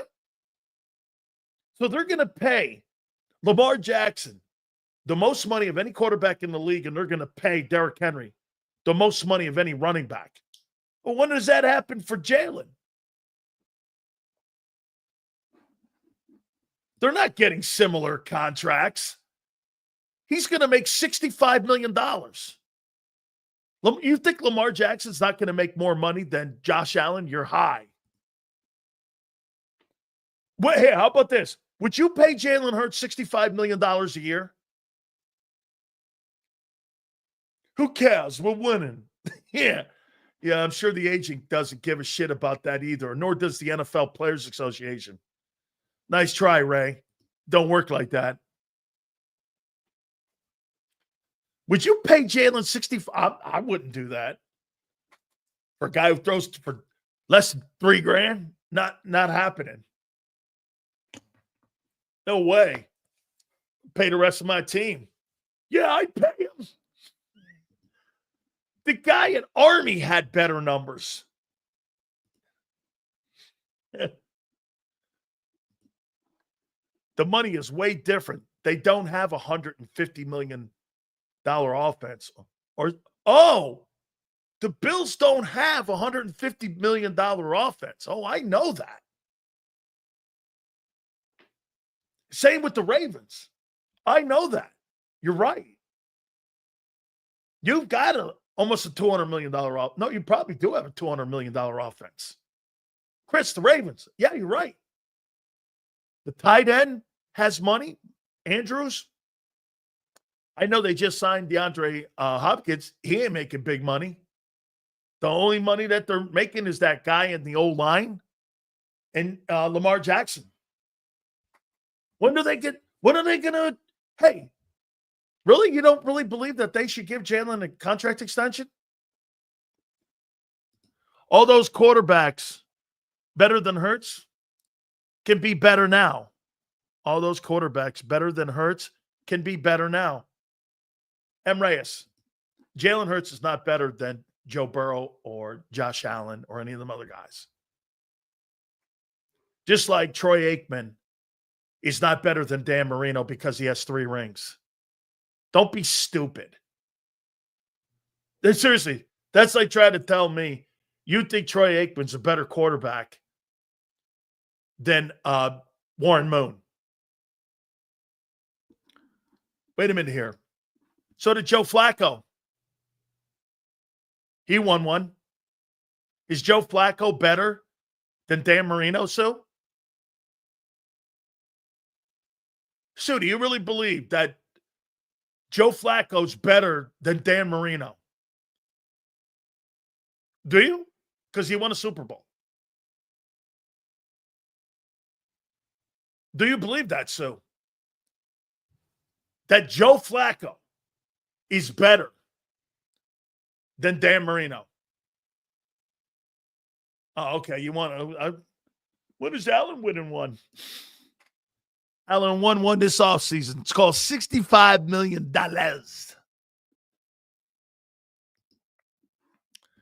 Hey, Sills, look at this. This guy says Flacco's more clutch than Dan Marino. Hey, Sills, what do you think about Philly's run game versus Commanders' run defense? I don't. Philly runs them over still. I don't give a shit who you're playing at right guard. You could have Sue playing right guard, or you could have M. Reyes playing right guard, or Twiz playing right guard. I don't care. They're still going to run the Commanders over right now. That run defense in Washington's got to get better, for sure. Linebacker plays pretty good, but going into every game, even on every single one of those games that they're going to play with the quarterbacks and the team, like against the Rams, they have the better running attack because that shit's still intact. Yeah, you could put Sue at right guard, and they're going to still run Washington over. They're still too good, man. That's not true. Jimmy Johnson tried and was going to trade Troy Aikman until he thought better of it. That's why he drafted Steve Walsh. That's not exactly true. And the only reason that Jimmy Johnson thought Aikman was better because he played within a system. Okay. Yeah, you would know. You would know, Weapon. Yeah. I read about it, Sills. Long time ago, I read about it. That they did that. Sue's got to bulk up. She bulks up, she'll be bigger than M. Reyes. And I'm sorry, M. Reyes. Sue is going to beat you out for the right guard position because I think she's mentally and physically tougher than you. Yeah. And plus, Stoutland taught her the drop step on being able to get the foot back, and she taught him the drop step.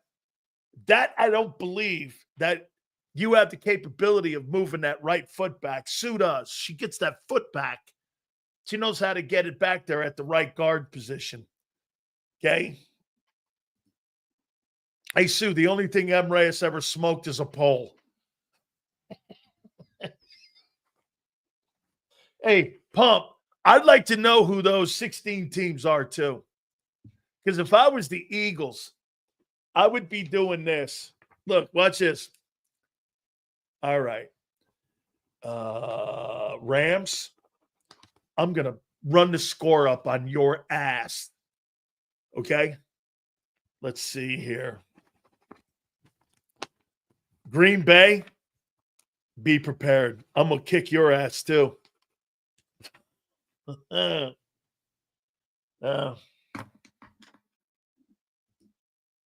When the general manager builds a better team around him. That's when. How you doing, Crowley?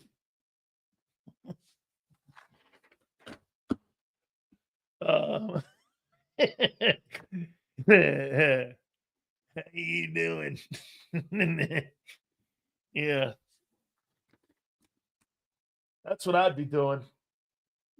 Yeah, no, I'm just curious. When I would hear, when's that contract extension coming? How about this? I can't wait to see how they do it. And then does Jalen get extended next year when you got to pay Jalen Carter? Probably. They will redo his contract next offseason to free up money for Jalen Carter. That's what they're going to wait for next year.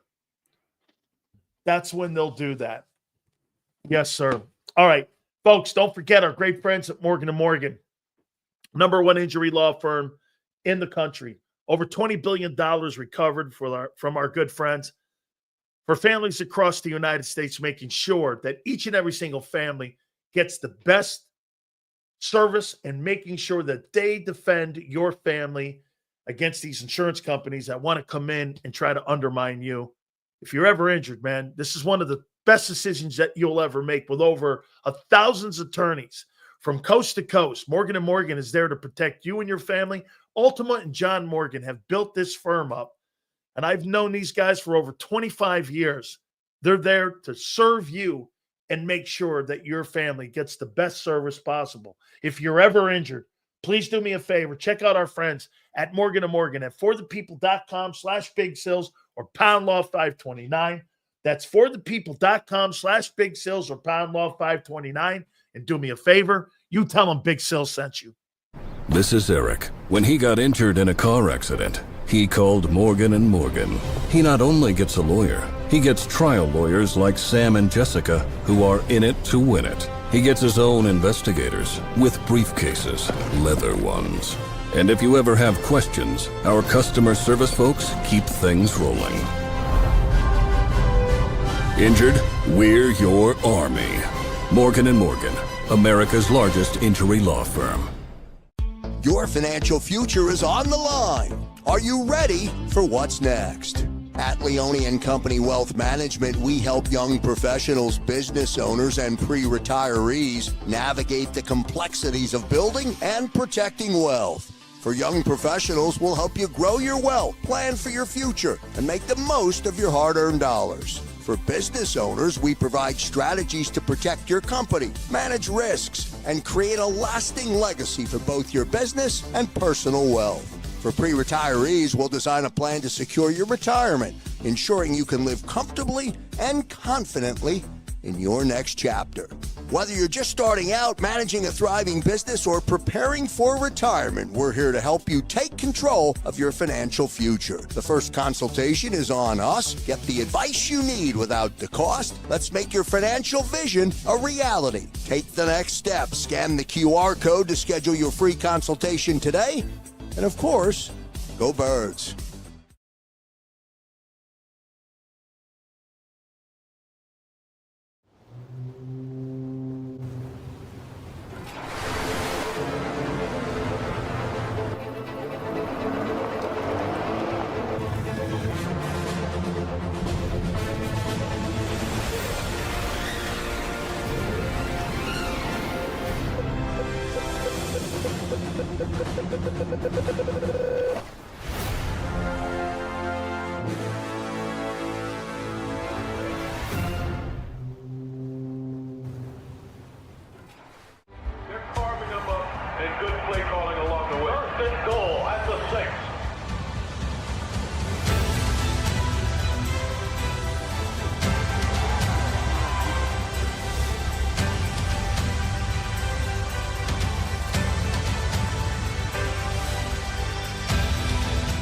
field of life, First Trust Bank is there for you.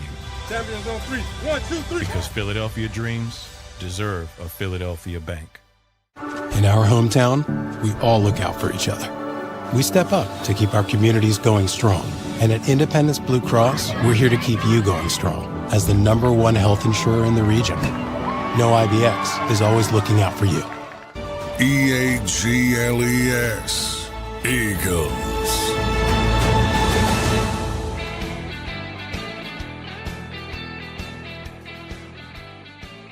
We start the show ripping the league because they're soft, and we're going to end it.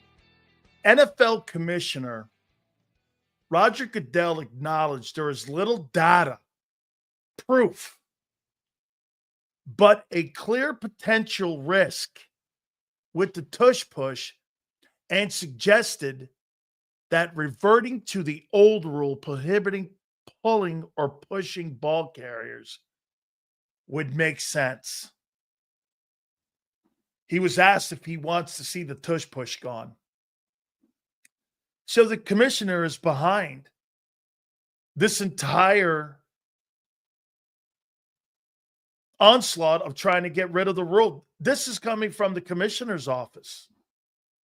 This is not coming from the media. This is coming from the commissioner's office. Holy shit. How in the world can the commissioner come in and